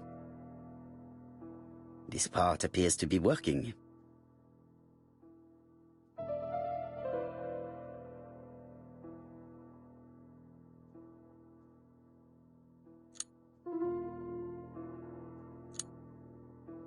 This is where the comms go.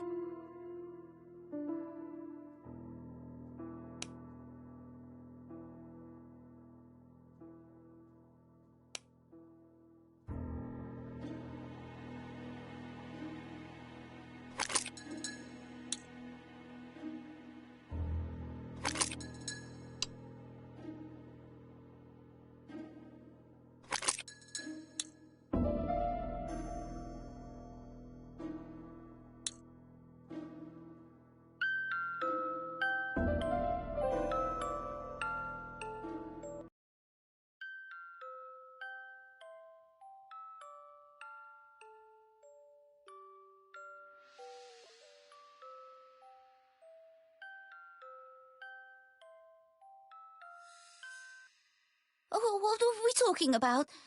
Ah, yes, Thora Grey.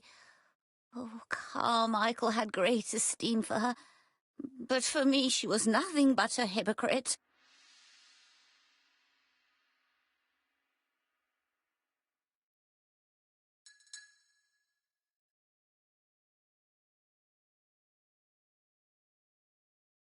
You're probably right, madame. You have seen through her. I'm so pleased that I've convinced you.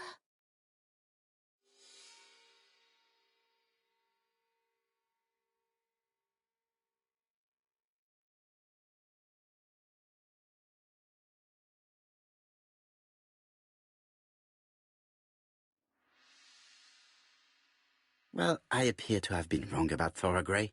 So you all agree. How nice it is to be all of the same mind.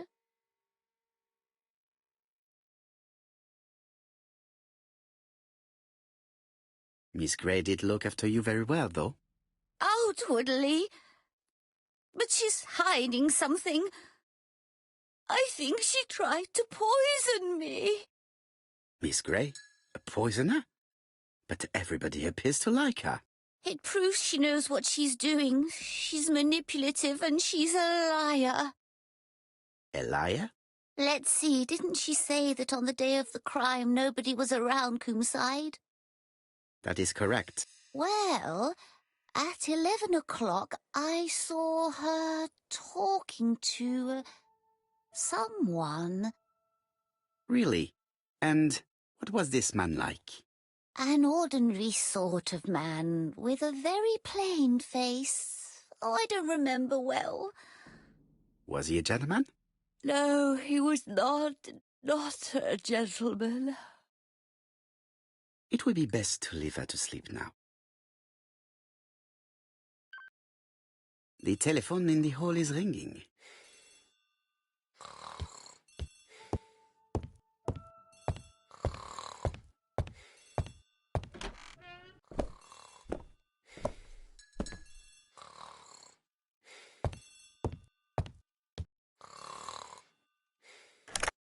Hello? Poirot, is that you? Hastings here. Thank you for calling. Have you received a new letter from the murderer? No, thank goodness. How are things in Churston? I questioned Lady Clark, but I will not leave until I have examined everything of interest to me here. Fortunately, Franklin is absent, and I have a skeleton key. Have you seen Thora Grey again? Briefly. But rest assured, I intend to summon her to London soon. She's a fascinating girl. But secretive. I would like to ask her a few questions. Poirot, she wouldn't hurt a fly. Each to his own, my friend. Yours are pretty often mine old ladies that have the maladies. Poirot, are you mocking me? No ill intended, rest assured. À bientôt, mon ami.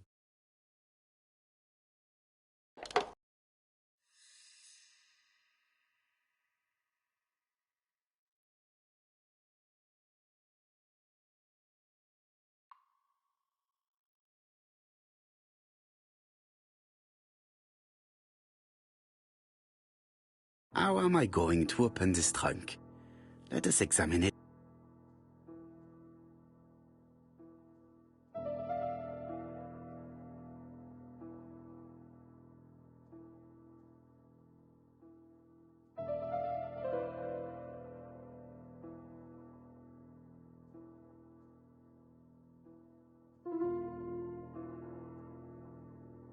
That does not appear to be very useful.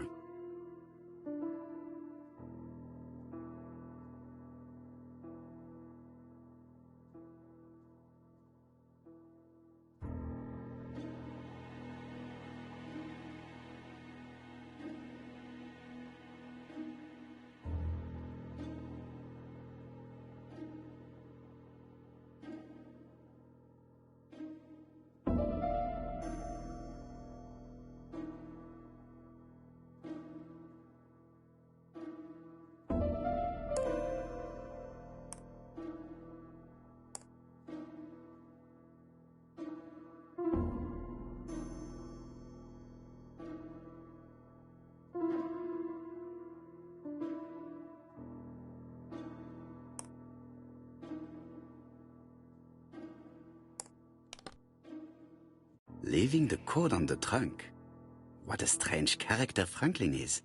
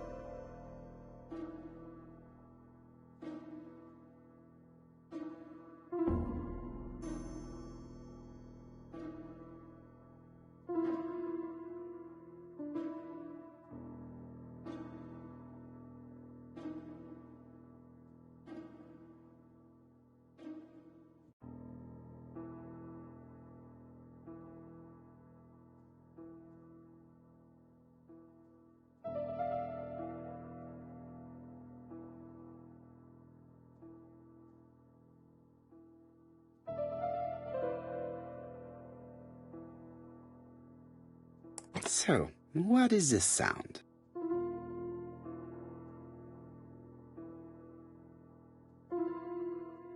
I should be able to open the trunk now.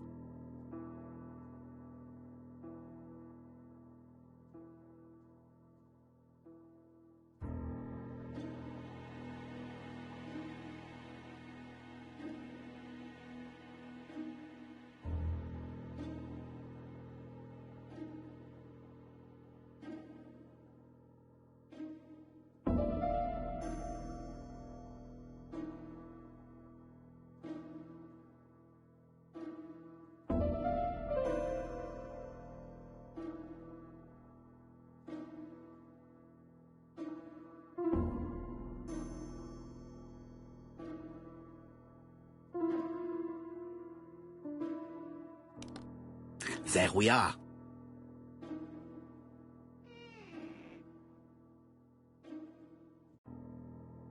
A pile of books, including one about dragons. Nothing interesting.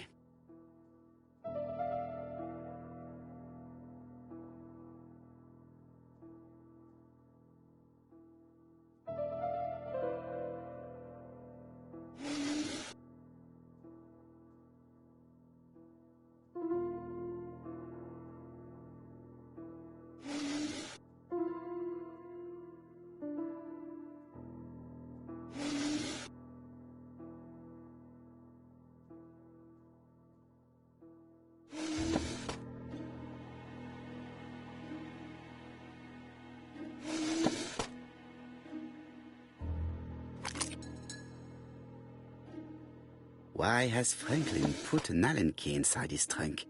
I'll borrow it for a minute.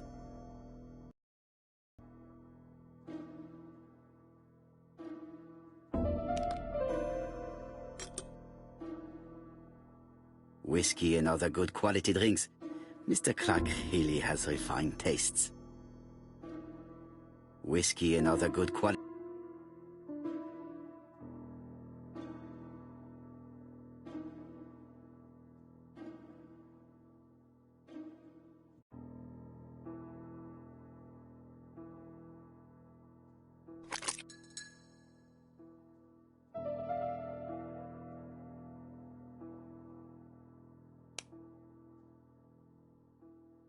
An Allen key. It can be used in 5 positions.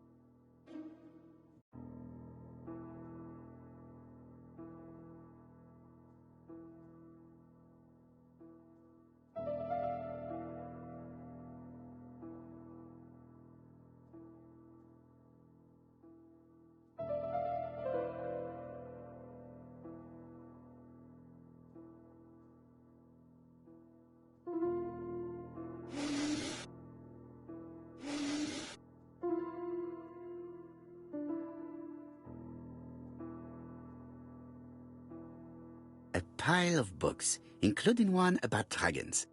Nothing interesting.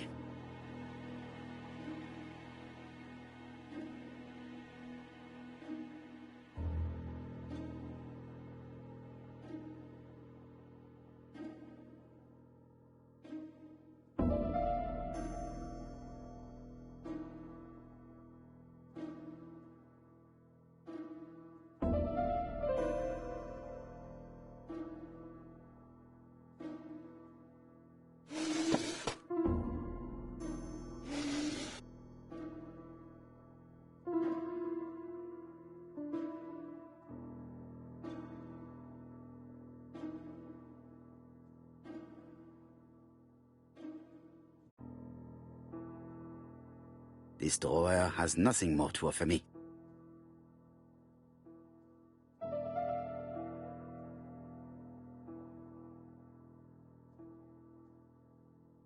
A pile of books, including one about...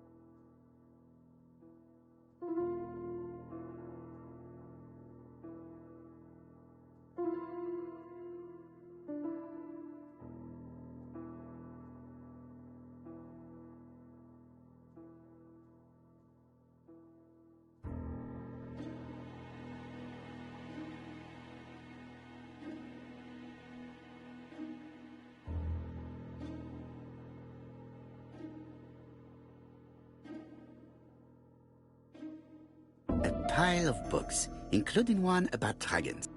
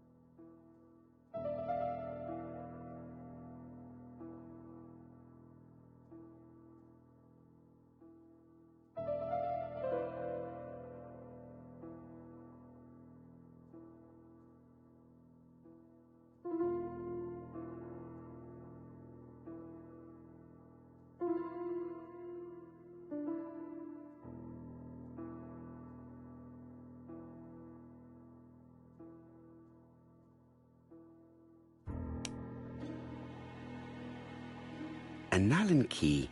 It can be used in 5 positions.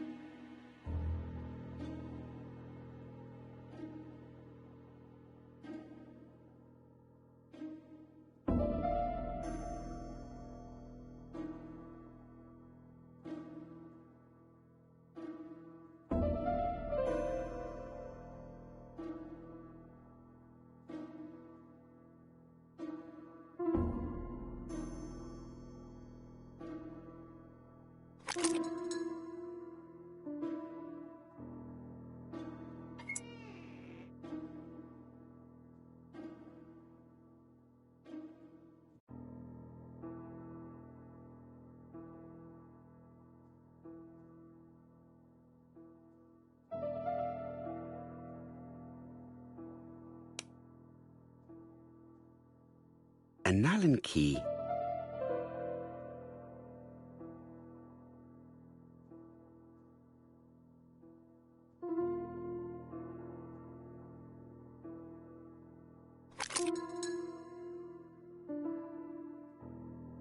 Another screw.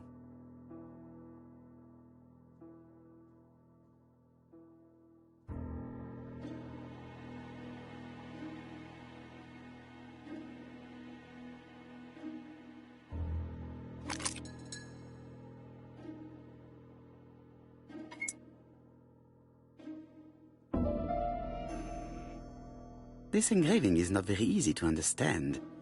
I need to sort it out.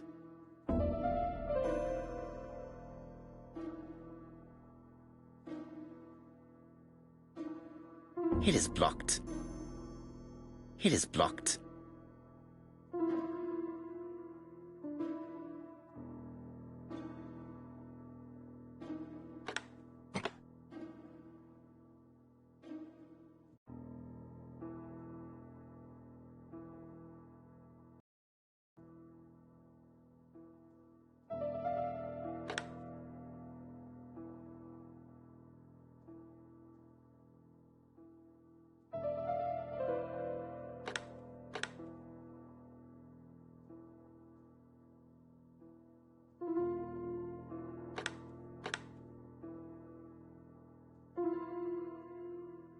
It is blocked.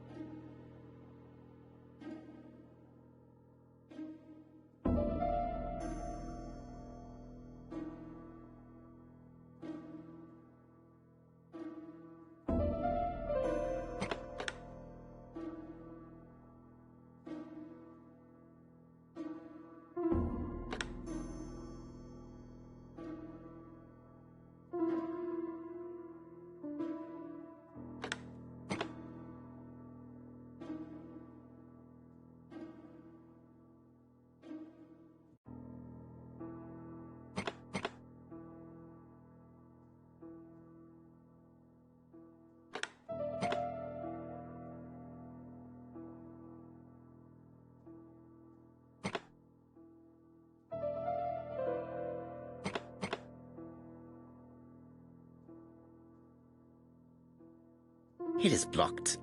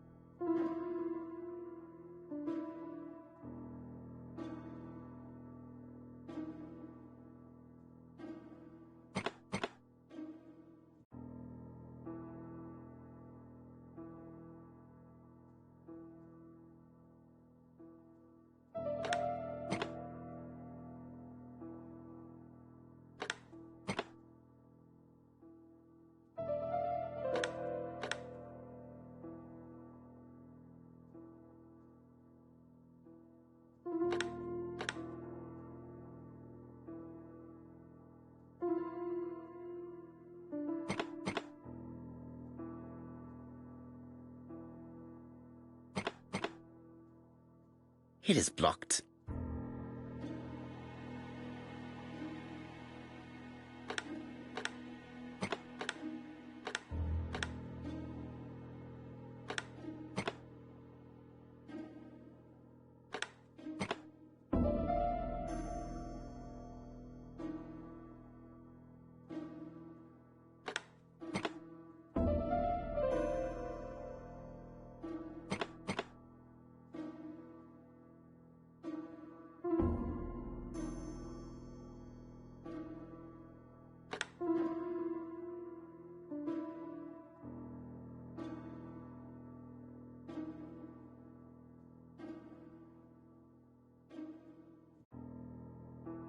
It is blocked.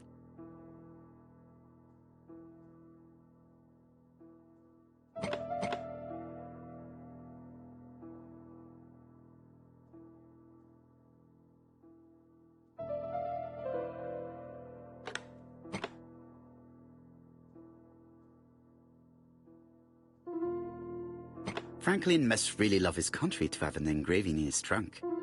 I think I heard the panel above release.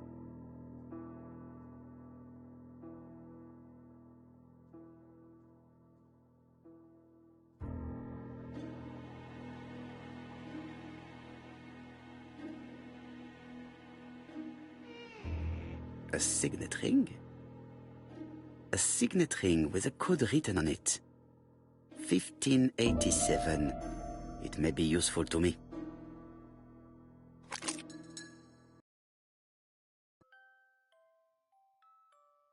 I've finished with this.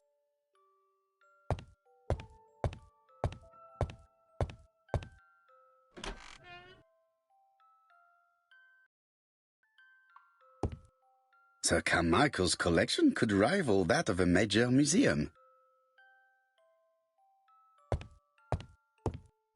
The door is locked.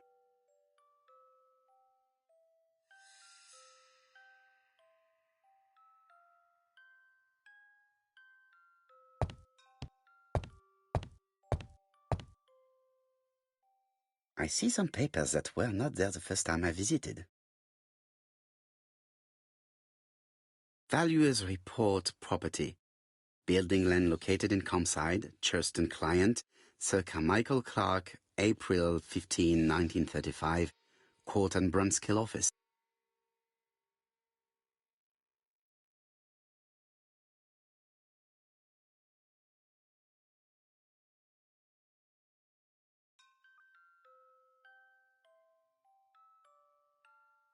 Valuers report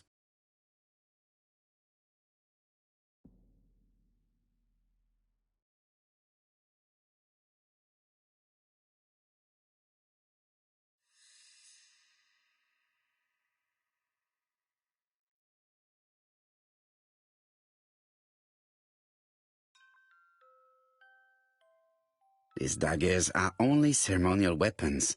I do not think that the crime weapon is here.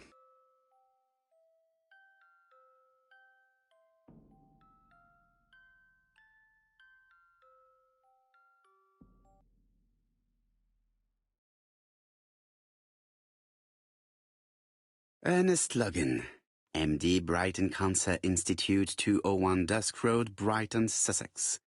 To Sir Carmichael Clark, MD, Comside, Churston, Devon. Brighton, 1935, January the 5th. As a man of science, I owe it to you to be completely frank. Lady Clark, your wife is suffering. I estimate that Lady Clark's life.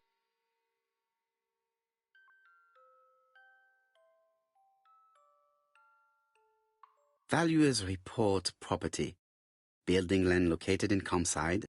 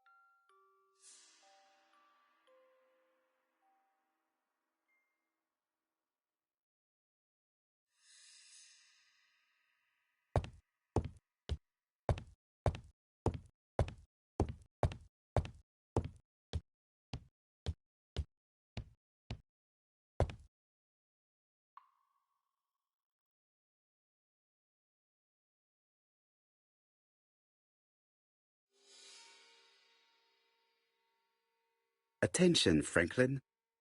Task list. A. Ordering Lady Clark remedies. Done.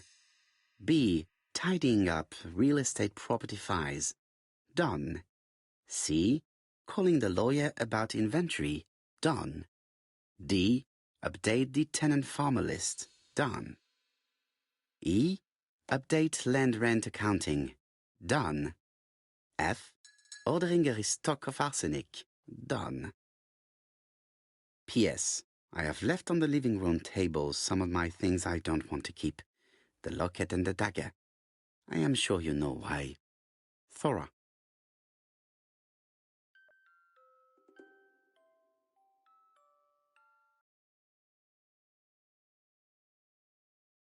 I've already seen similar daggers.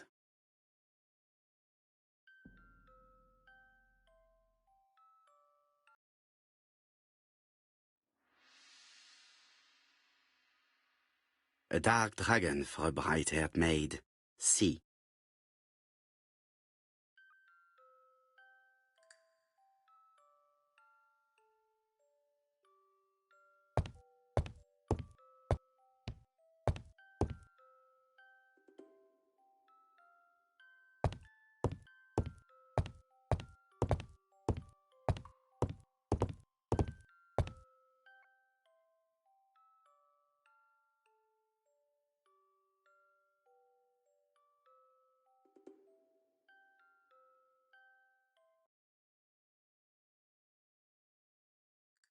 Compass, point to the south. Bronze and magnetite, Han Dynasty, circa 210 BC, purchased in Hong Kong 1935.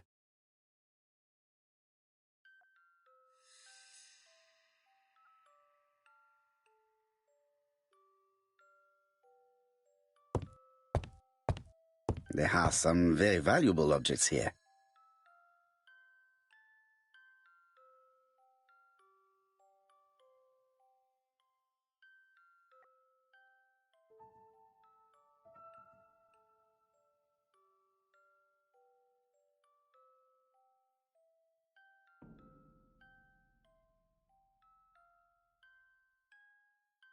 Traditional Chinese map. Facsimile. South is on the top of the map.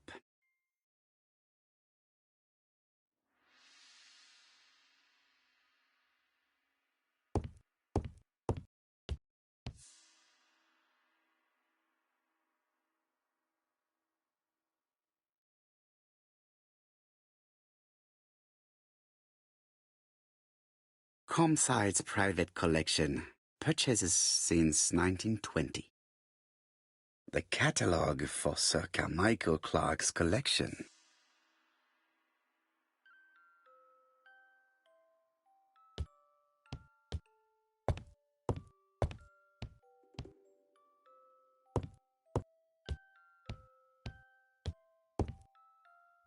The door is locked.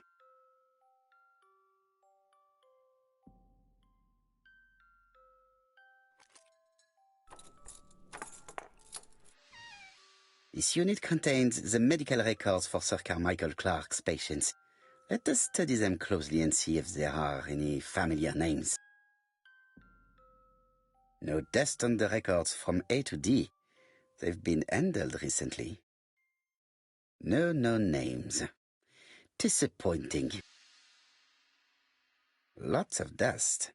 The records from E to Z have not been touched for years. No known names.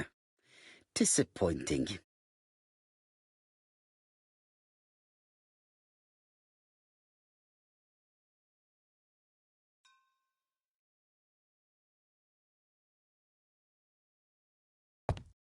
Sir Carmichael's collection could rival.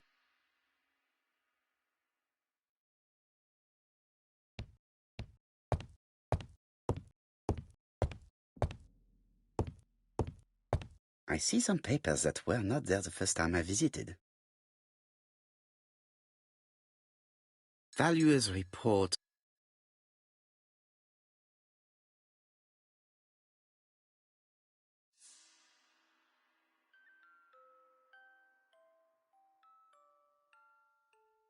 These daggers are only ceremonial weapons.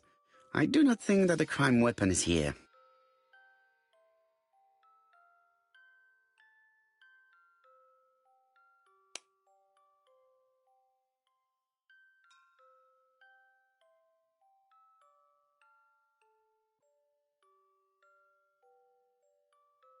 I see some papers that were not there the first time I visited. Valuers report property. Building land located in Comside, Churston client, Sir Carmichael Clark, April 15, 1935, Court and Brunskill office.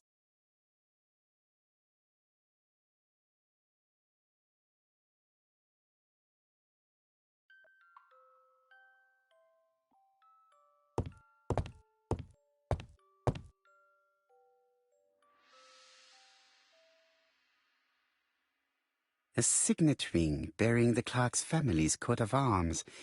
A number is written on it.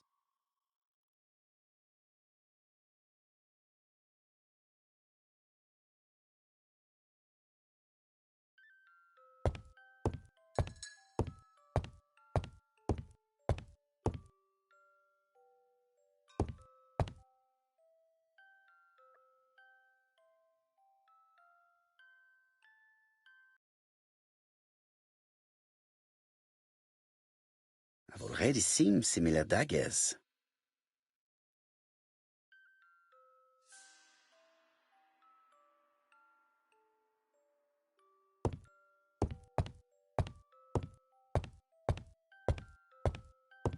Order and method above all. Let us finish examining the mansion while no one is around.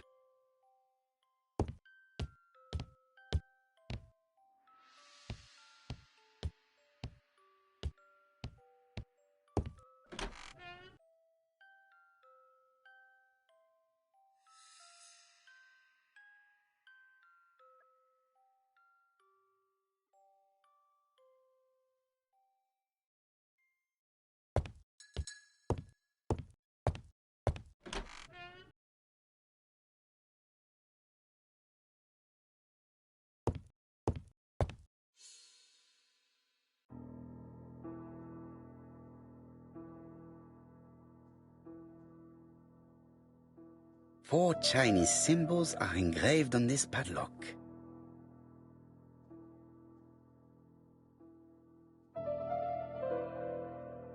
Well, well. The characters engraved on this disc resemble those engraved on the padlock.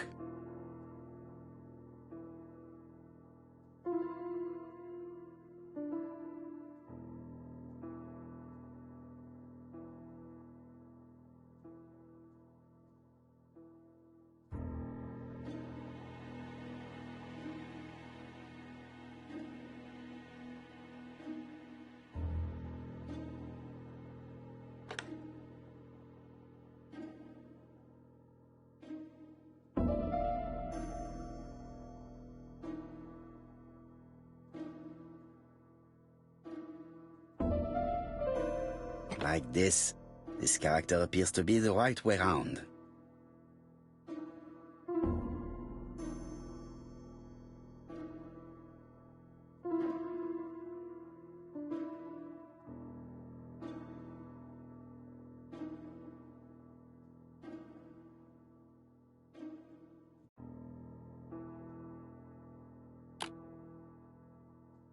No, it's not the right code.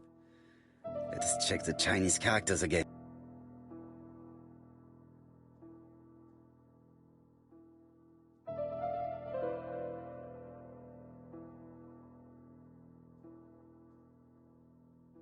That's it. This character appears to be the right way round.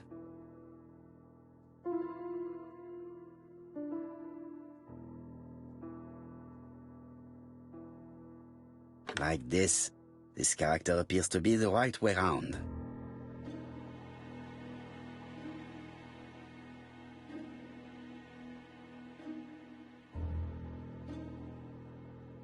Like this character appears to be the...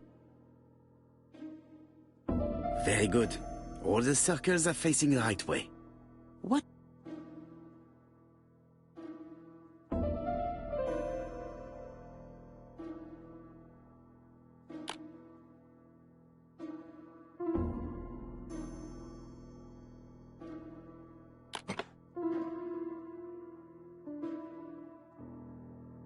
At last, the cupboard is open.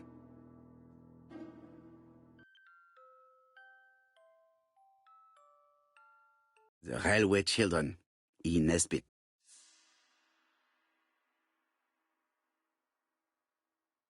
For Franklin, und Effie's Christmas, 1910.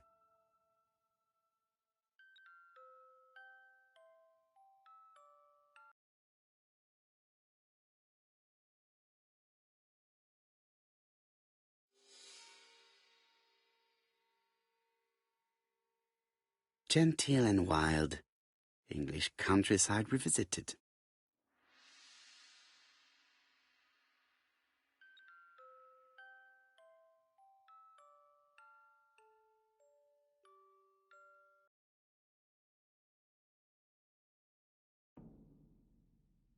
Traveling in China, a practical guide for English travelers.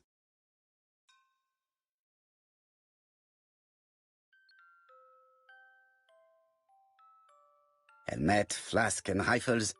Franklin is very well equipped.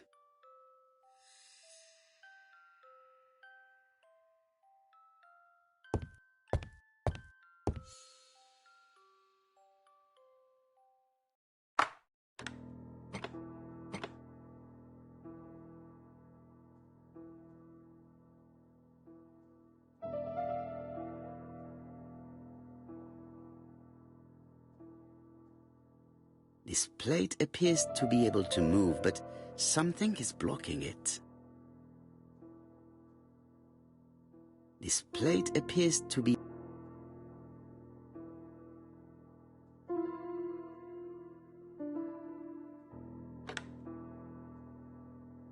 I think that signet ring should be placed here.